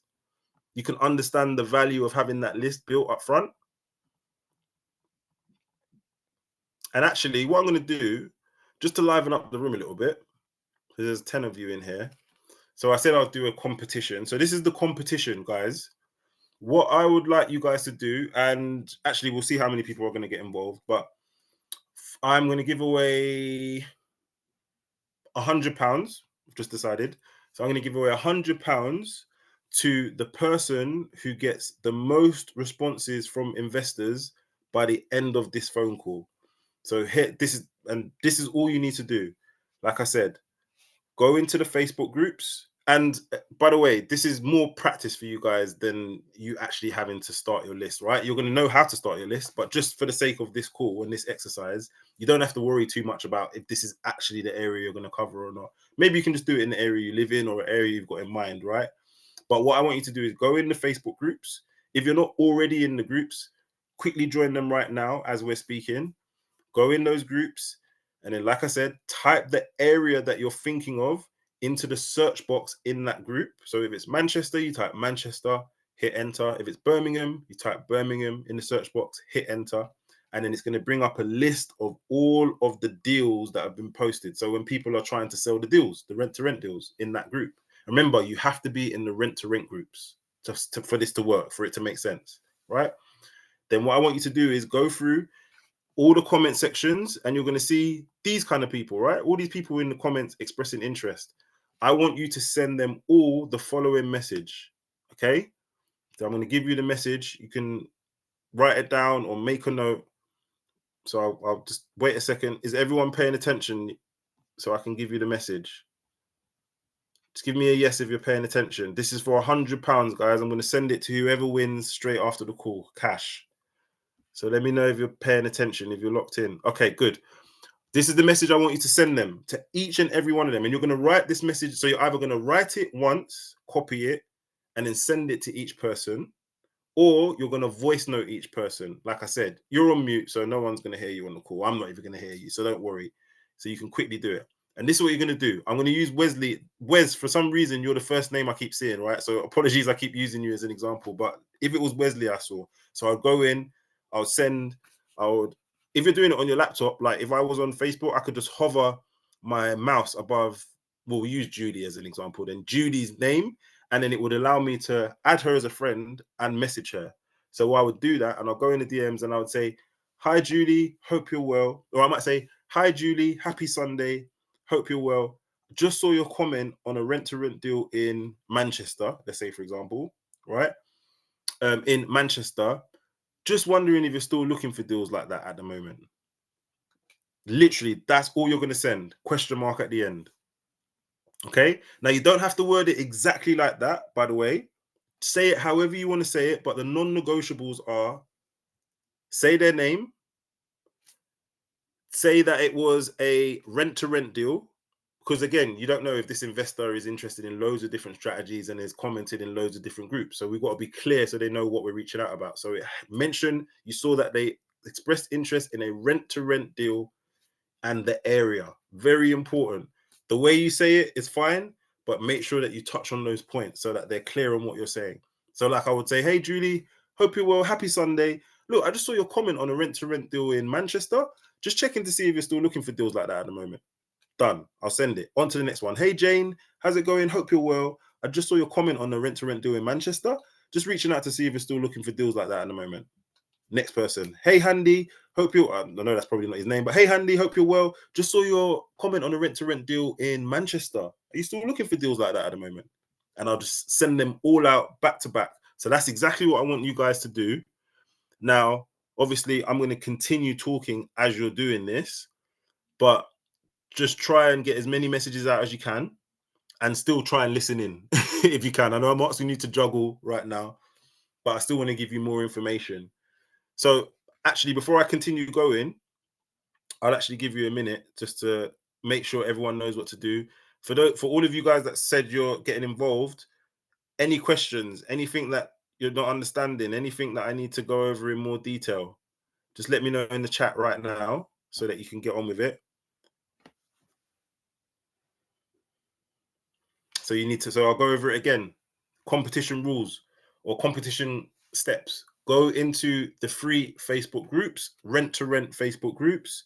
I would suggest probably going into that big one, the one that I showed you. It's got like 39,000 people in it, but you can go in the other ones as well. It doesn't make a difference. Just go in the groups, type the area into the search box that you're thinking of joining or covering, and then hit enter. That's going to bring up a list of everything that's been mentioned for that area, including all the deals. You're going to scroll through, and for each of those deals that have comments in it, you're going to go into the comments and you're going to see comments like this. Please can I have details? Interested? Send me more info, etc., etc. Some people will have actually just put their email address or put their phone number. I don't want you to phone them or email them. I want you to send them a DM. And part of this, the reason I want you to do it this way also is because I'm going to get you guys to send me screenshots of the investors responding so I can see who's got the most responses, but also it's going to show me the time, right? So no cheating allowed. I'll be able to see what time you started sending the messages, right? So if you've been messaging investors this morning or yesterday, that doesn't count. I'm talking about since you've been on this call. So yeah, shoot them a direct message on Facebook with that message I've given you, and then let's see how many people. All they need to do is come back and say, yes, I'm still looking. That's it. Yeah. So whoever gets the most people, I'm going to send you 100 quid straight after the call. So I'll leave that with you guys to do in the background, but keep listening in as we continue. So that's building your investor list, right? And like I said to you guys, for me, that's the backbone of your business. No exaggeration. You need the buyers, right? I've explained why, but we'll keep going. So foundation number 4, which is the network, right? So agents and sources. I kind of explained to you the importance of that earlier, but for me, it's the quickest and easiest way to start selling deals. You know, everyone, pretty much everyone in the program, including myself, first couple of deals that we sold and a lot of the deals that we sell just in general were co-sourced. They came from co-sources, right? And like I explained, they've already got the deal secured. They've already done the hard work or the initial hard work. So it makes our life a lot easier. You know, the value we bring to the table is we've got buyers ready to buy straight away. So once we put the two together, we can make a lot happen. So we make more money by partnering with others. We can find thousands of co-sources that are operating in the same area as us inside those free Facebook groups. So these screenshots here are an example. What we do is we go into the group, we type our area again, just like I just kind of advised you for finding the investors. But this time, rather than looking in the comment section for the investors, the people who've expressed interest in those deals, we're reaching out to the people who actually posted the deals. So you can see here, Gladys has posted this rent to SA in Birmingham. So we can assume that they either cover that area or every now and then they get deals there. So it'll be good to get them in our network. Same thing for Stuart here. He's posting deals. So we want to reach out to the people that actually posted the deal. So we'd reach out to Gladys or Stuart. Hey, how's it going, Stuart? Hope you're well, mate. Look, I just saw that you posted some rent-to-rent deals in Leamington Spa previously. Just wanted to see, do you still have deals like that at the moment? And I'm actually covering the area. I've got a ton of serious investors qualified, ready to go. So it'd be great to have a chat about how we can work together. You know, just a simple message like that, and your network of co-sources will start to grow rapidly. And now, rather than them just posting these deals in these groups and waiting for a buyer to come and buy them from them, they will send those deals to you as well. So whenever the new deal comes, they'll send it out to Gary because Gary's got investors and he might be able to help us sell it. So what happens is you'll split that £3,000 sourcing fee 50-50, as I explained earlier. So you still walk away with 1,500 per deal. So you can find thousands, as you guys probably already know, thousands of letting agents that are happy to pass you properties where the landlord's open to a company renting a property. You can find thousands of those agents on Google. So I literally just go on Google, type in small independent letting agents. We're looking for those kind of like small boutique agents because they are really valuable if you can get them on your side. They need to do numbers, right? And it's usually just like one or two people in an office, you know, need to make as much money as possible and are always happy to get new business. So if we can come along and help them fill up those properties and keep their landlords happy, then they'll be on our side. And every opportunity that comes our way, they'll be more than happy to walk away with just a small commission. You know, we're paying them a couple of £100, but in the grand scheme of things, we're getting paid thousands for these deals, right? Keep in mind, they get paid by their landlords as well. So it's not that we're, you know, being cheeky and not paying them anything. They get paid from their client. We get paid from our client.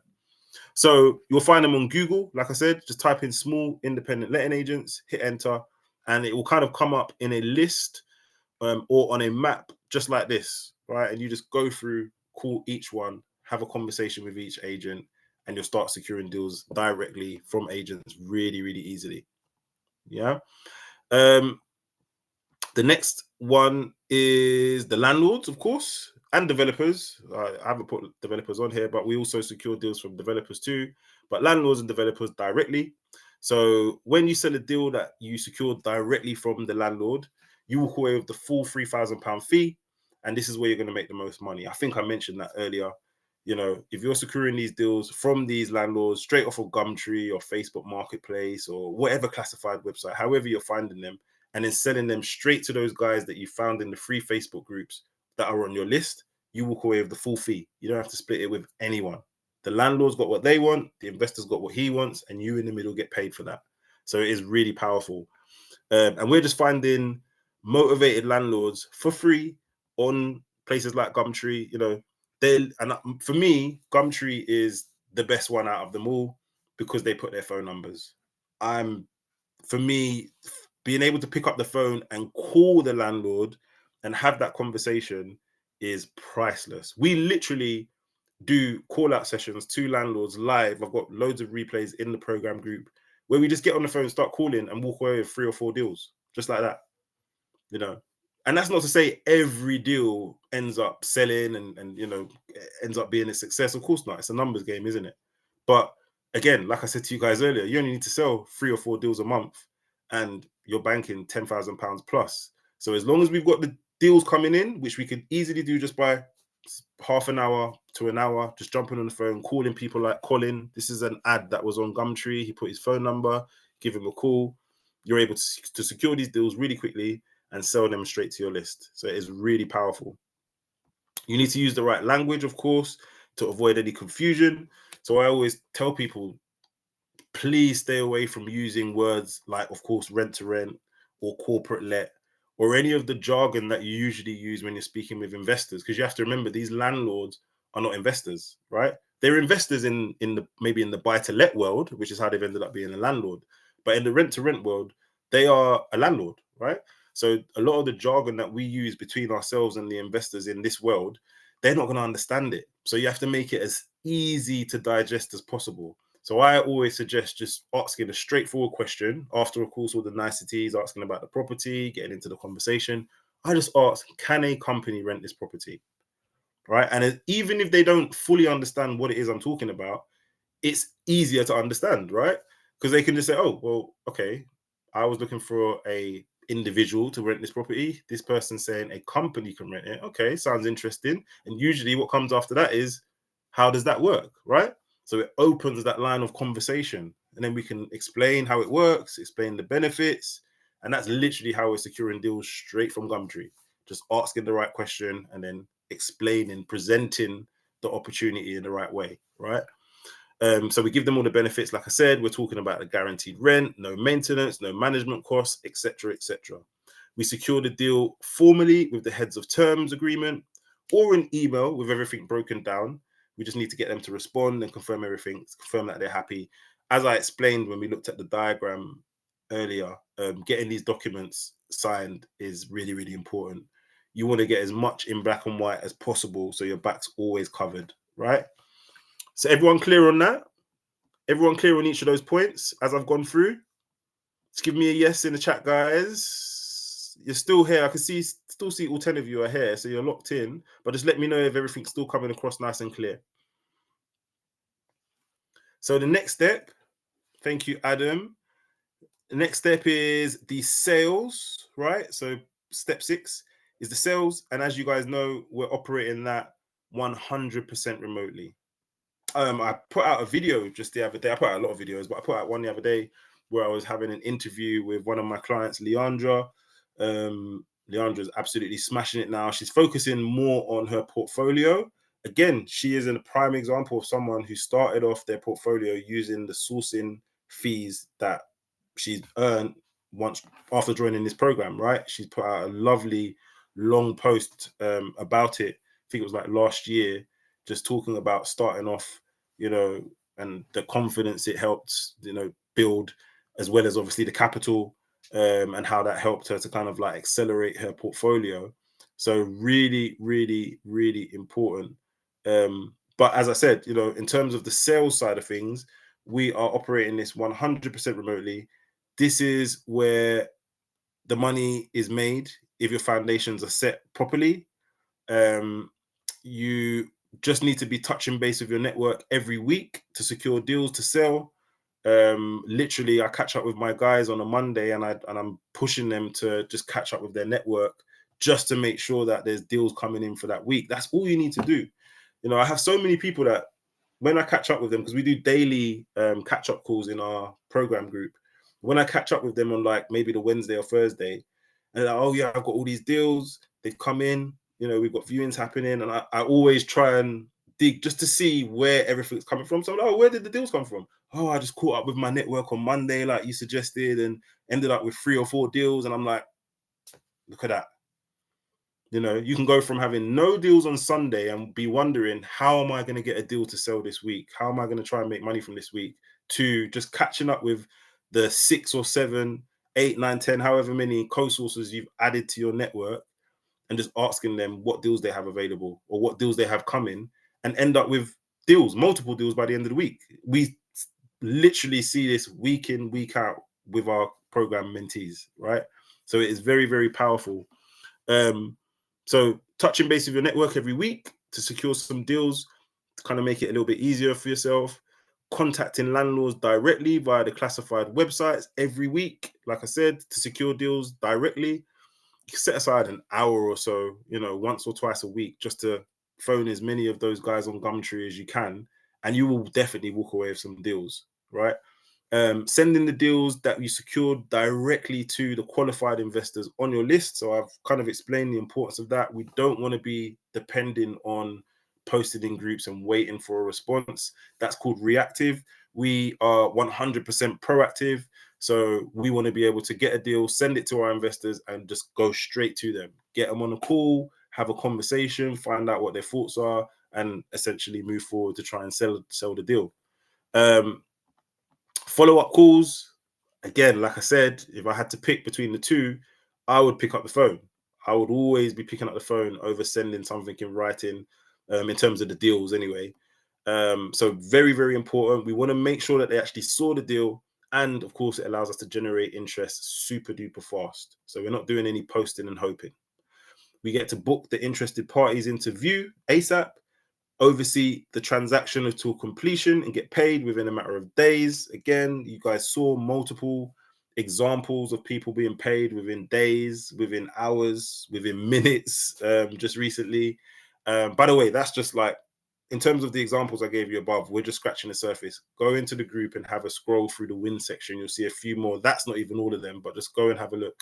But very, very important. And also 100% remote. This is like a prime example here. This is one of the guys in the program, Charlie. It's actually one of my team members now. And he sold this deal whilst he was in Florida with the family. You can see here, selling deals while on holiday. This is what running your own sourcing business is like. If you're committed and put in the work, no excuses, just been paid for a deal I sold whilst I was in Florida. You see here, he got paid the 3K. And there's loads of examples of people getting paid whilst they're on holiday. I've been paid near enough every holiday I've been on. Deals have happened, and you get paid whilst you're there, and not have to worry about, oh, I have to be at the property for the viewing, or I have to be there to hand over the keys, or to get a paperwork signed, or to do this and to do that. It's like, no, as long as I've got my phone and Wi-Fi, then I can continue to work. As long as I can speak with people on the phone and send messages and send emails, I can make money like this, right? So very, very powerful. Any questions at all, guys, as I'm working my way through? Any questions at all, guys? Let me know. I'm going to check to see if I've missed any. Okay. Well, that is pretty much the strategy. Okay. So as you saw, all of those examples above of people selling deals, being paid free, 6, 10, 12, thousands of pounds consistently, they have used that exact same strategy that I just broke down for you. Is there anything that you are unsure about, or you didn't understand, or you want me to go over again really quickly before we wrap it up? Let me just make sure I'm not missing any questions as well. Let me know in the chat, guys, anything at all that I've missed, or anything that you may have missed or you don't understand. Let me know.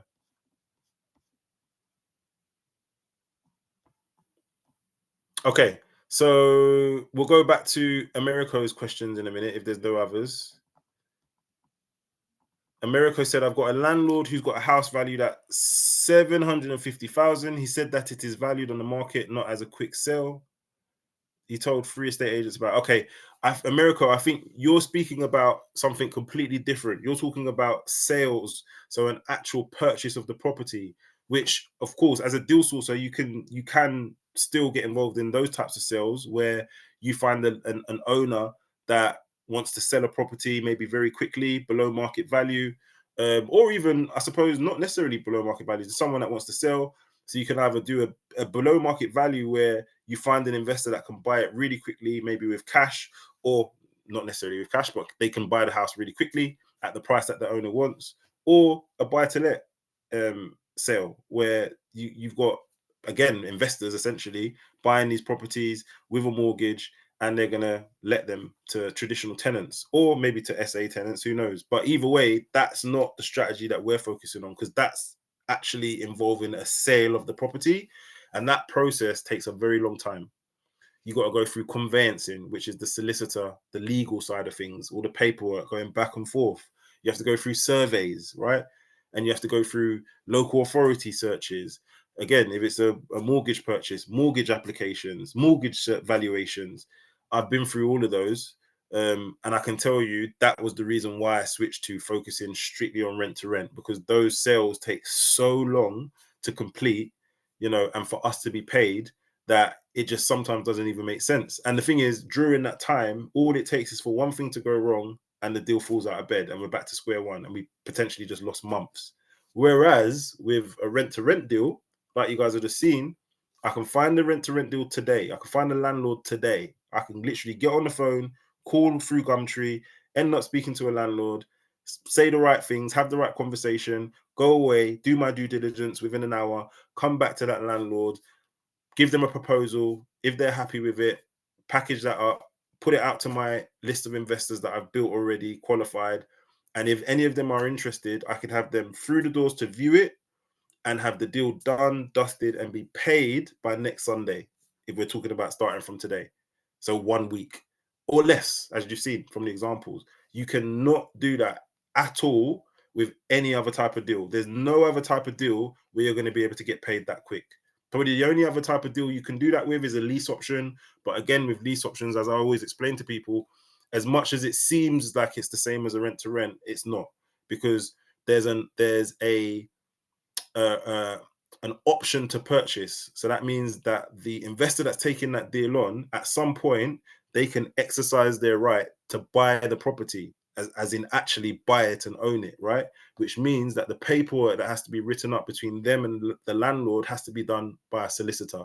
It has to go through sort of a conveyancing process, right? Like solicitors involved. Whereas with a rent to rent, it's just a template, right? The contract, the lease agreement's written up once, and for every person that's doing a deal, you just put the correct information, and that does the deal for you.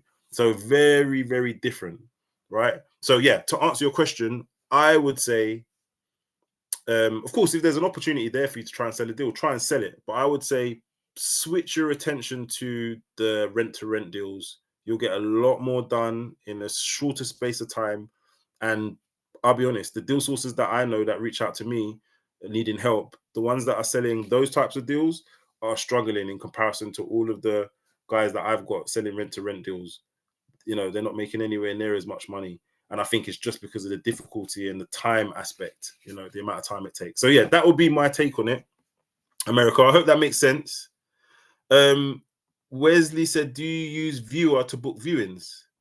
No, I don't. No, we just book viewings directly. So either via the co-sourcer, agent, or landlord direct. We just book it, just don't make it complicated. Just whatever day it is, book it in. But yeah, I know about Viewer. Okay. All right, guys. Any other questions at all? I'm surprised. I thought there'd be more questions. Or should I take that as a compliment that I've covered everything nice and clearly and everyone gets it? I hope that is the case. A few of you are sending me direct messages.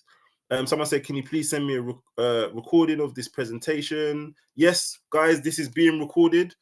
Let me make sure. Yeah, it's still being recorded. So the replay will go straight into the free school group. So all of you should be in that group because that's the only place that I actually posted the link to this masterclass. So I'm going to assume you're all in that group.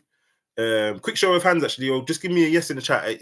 Give me a yes if you're in the free school group that I've got. Just give me a yes in the chat because that's the only place I'm going to be uploading the replay. Okay, great. So I imagine all of you are from there. Okay, no problem. So yeah, if you would like to see the replay, then literally all you need to do is just go on the free school group, and I will have the upload. I'll have it uploaded. Well, yeah, I mean it's only 6 o'clock now, so yeah, within the next hour or so, I imagine it should be ready. So go in there, watch it again. If there's anything that you missed, obviously make notes, and of course, let me know if there's any questions. After because sometimes you're listening to what I'm saying, you might forget that there was something you wanted to know, or I might have gone past it a bit too quick and you didn't get a chance to ask the question. So please watch it again, take your time with it, and then fire any questions my way. As you can see in the background on the whiteboard, I am doing free one-to-one strategy calls to help you accelerate your deal sourcing business. What I'm going to be doing on that call is going through a roadmap with you, creating your own roadmap. So, of course, I've just kind of given you the strategy in general, right? You can kind of just take this information, go and start, and let me know, or kind of like attempt to start doing this yourself. But I can actually jump on a one-to-one with you and walk you through exactly what you should do and kind of tailor it to your schedule. Because again, I know everyone's got different responsibilities. Some people are working, some people aren't, some people have this going on, some people have that. So if we can actually go through what your days look like, and I can show you what activities you should be doing on each day, then that will be really, really valuable for you. So I'm booking those in at the moment. If anybody's interested, just type yes in the chat if you'd like to jump on a free one-to-one call so I can help you get your business up and running properly.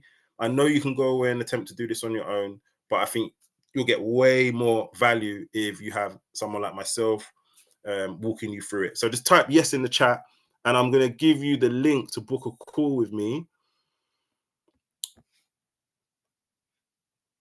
I'm going to give you the link to book a call with me. Somebody sent me a direct message asking the name of the school group. It's the 6-Figure Deal Sourcer free school group. So there's 2 groups on school that we have. We have the premium group, which is all of the examples of the guys that you've just seen selling deals. That is from the premium group. Okay, so that's the guys that have joined the program. The other information that you've seen me talk about and where the replay is going to be posted is in the free school group. So it's 6-Figure Deal Sourcer. It's the same spelling for both, but the only difference is one is premium and one is free. Okay, so if anyone's having any issues finding it, just let me know and I can send you more information. The link to book a call with me, I've just posted it. It is a Calendly link, so you can literally just click on that. It will take you straight to my calendar, and it will show you what days and times I've got available for calls this week. Let's jump on a quick call and kind of go over everything. If there's anything that you're missing in your business, I'm definitely the person to help you get that sorted. So I can see Wesley said interested, Jeremiah, Americo. Okay, guys, look, I've just put the link to book the call right here. Can everybody see that link? So let me know if you're having any issues seeing that link.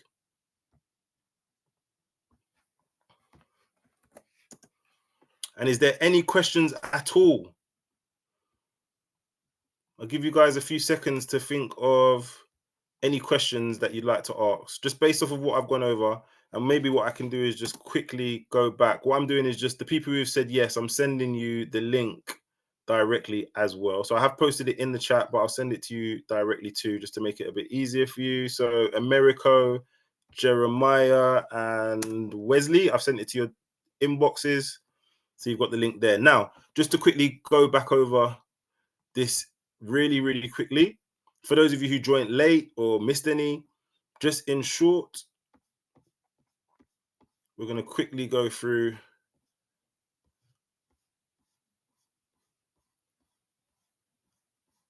the actual process again, just to remind you. And then, just before we wrap it up, we're going to see who's won the actual competition. Whilst I'm actually going through this, guys, just to help me out, just to save time, those of you who got involved in the competition, actually, just let me know in the chat. Did anybody get involved? Did anyone send messages? Did anyone start getting responses? Anyone at all? Let me know in the chat. Adam, Jeremiah. Oh, brilliant. Did you guys get any responses? Let me know. Let me know. Okay, Adam got one. Brilliant. No replies yet. Okay. Anybody else get involved? Everybody who got involved, what I'd like you to do is, if you got any responses, take a screenshot, and on my, you can either send it to me on Facebook or on school, but send me a screenshot of all the responses, and then I'll quickly go through. I mean, at the moment, it looks like Adam might have just won it really, really quickly. I don't know how many people actually got involved, but look at that easy opportunity to make a quick £100 just by sending out some messages. And the thing is, it's only going to benefit you, because I think Adam said he's got one response. That person who's responded, all it takes is for them to still be looking for a deal in whichever area it is that Adam's reached out to them about. And that person could be buying a deal off of him and paying him £3,000 in a week, less than a week. So it of course, as much as I'd like you to do it just for the sake of the video, or the sake of the exercise, it's going to benefit you as well, Okay, no responses yet. Has anybody got any responses yet? Of course, I'm not expecting you to get hundreds of responses straight away. I'm pretty sure, especially as it's a Sunday as well. To be honest, I don't usually do these masterclasses on a Sunday. We're usually doing them during the week. So when you're sending the messages out, responses come in pretty quick. But on a Sunday, as you know, people are usually kicking their feet up. So, but anybody at all, other than Adam, if Adam's the only one who's got a response and it's just the one, he's won fair and square. So he still gets the money. But let me know.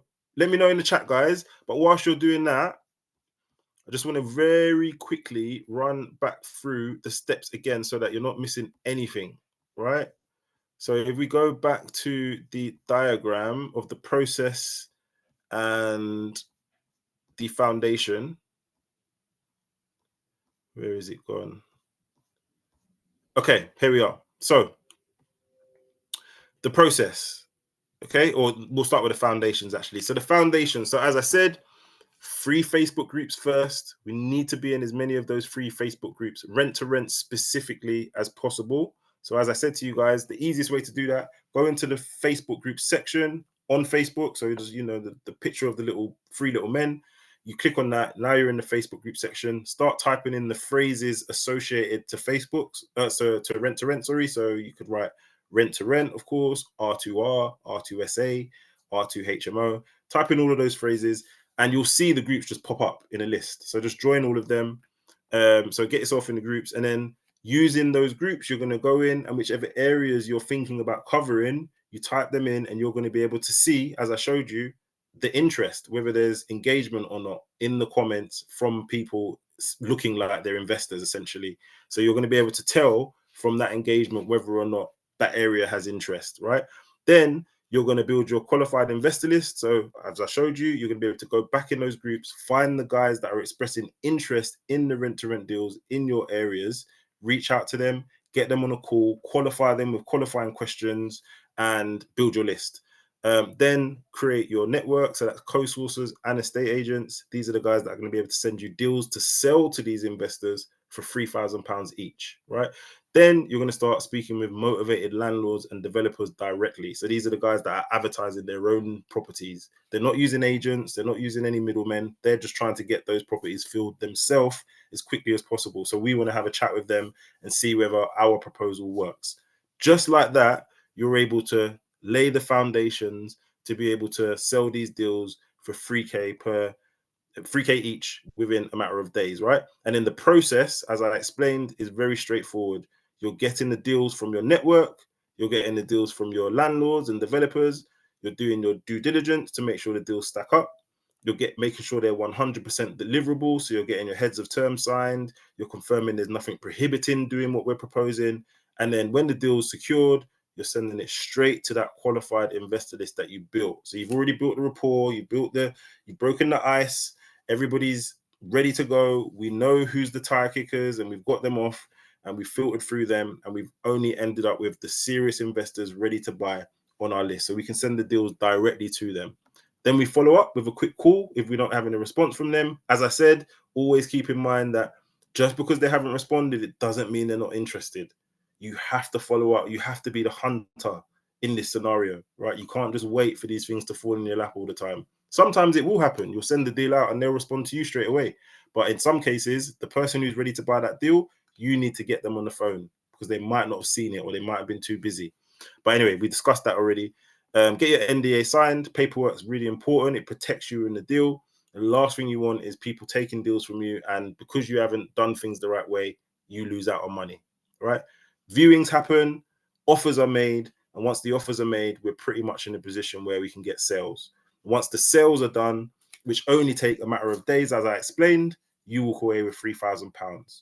And because this process can be done so quickly, 100% remote, you can do this over and over and over again, as you've seen from the examples above and all the examples inside the group. Okay, last opportunity to ask any questions, guys. Anything at all? Anything about that you're unsure about? Or is everybody clear on what they need to do next?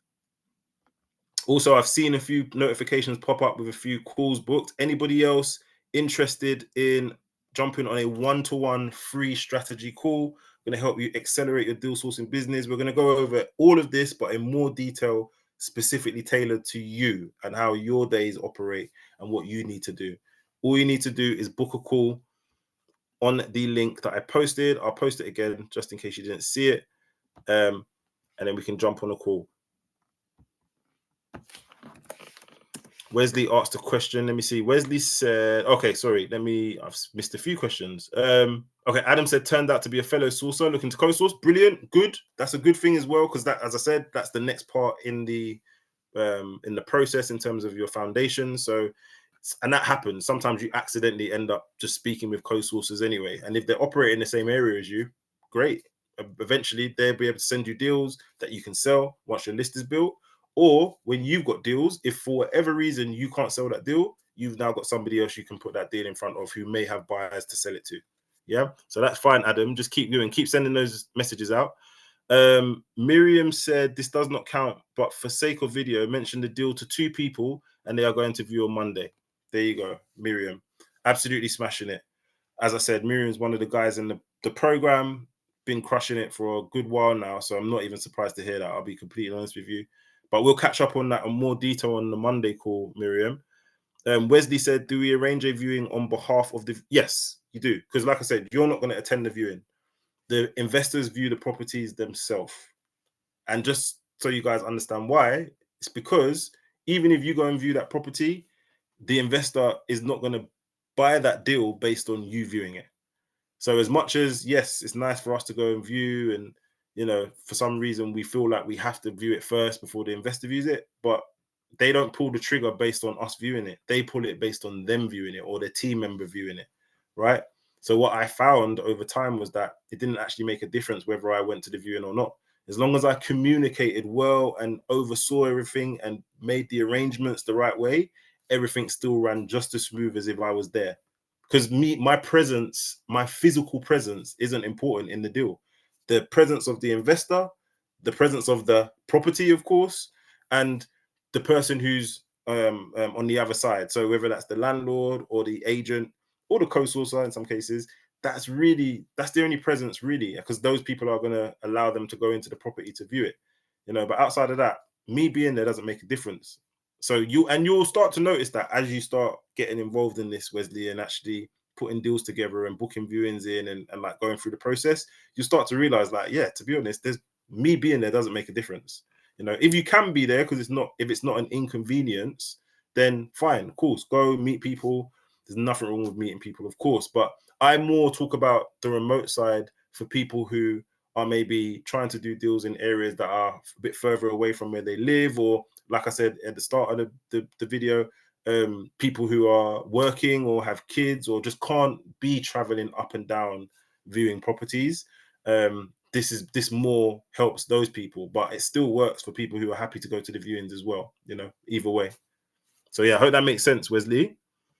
And we'll discuss it more on the call, Wesley, when I see you're booking a call in. So we will discuss this more in detail. And of course, we'll try and put together a roadmap that fits your situation. All right, guys. Okay, perfect. Look, I can't see any more questions. And I know a few of you have already booked calls in. The link is there. I will probably attach the link to book a call to the replay as well. So if you don't book it now and you're thinking about doing it later, it will be there for you nice and easy. Other than that, thank you so much for joining me, guys. It's a Sunday, so I didn't even expect many people to join, to be honest. Sunday is normally a day of rest. So I appreciate your time, appreciate your patience, and I hope you've taken away a lot of value from this call today. Any questions, shoot me a DM on school and we'll go back and forth. Other than that, you have an amazing weekend. You take care. Thanks, guys.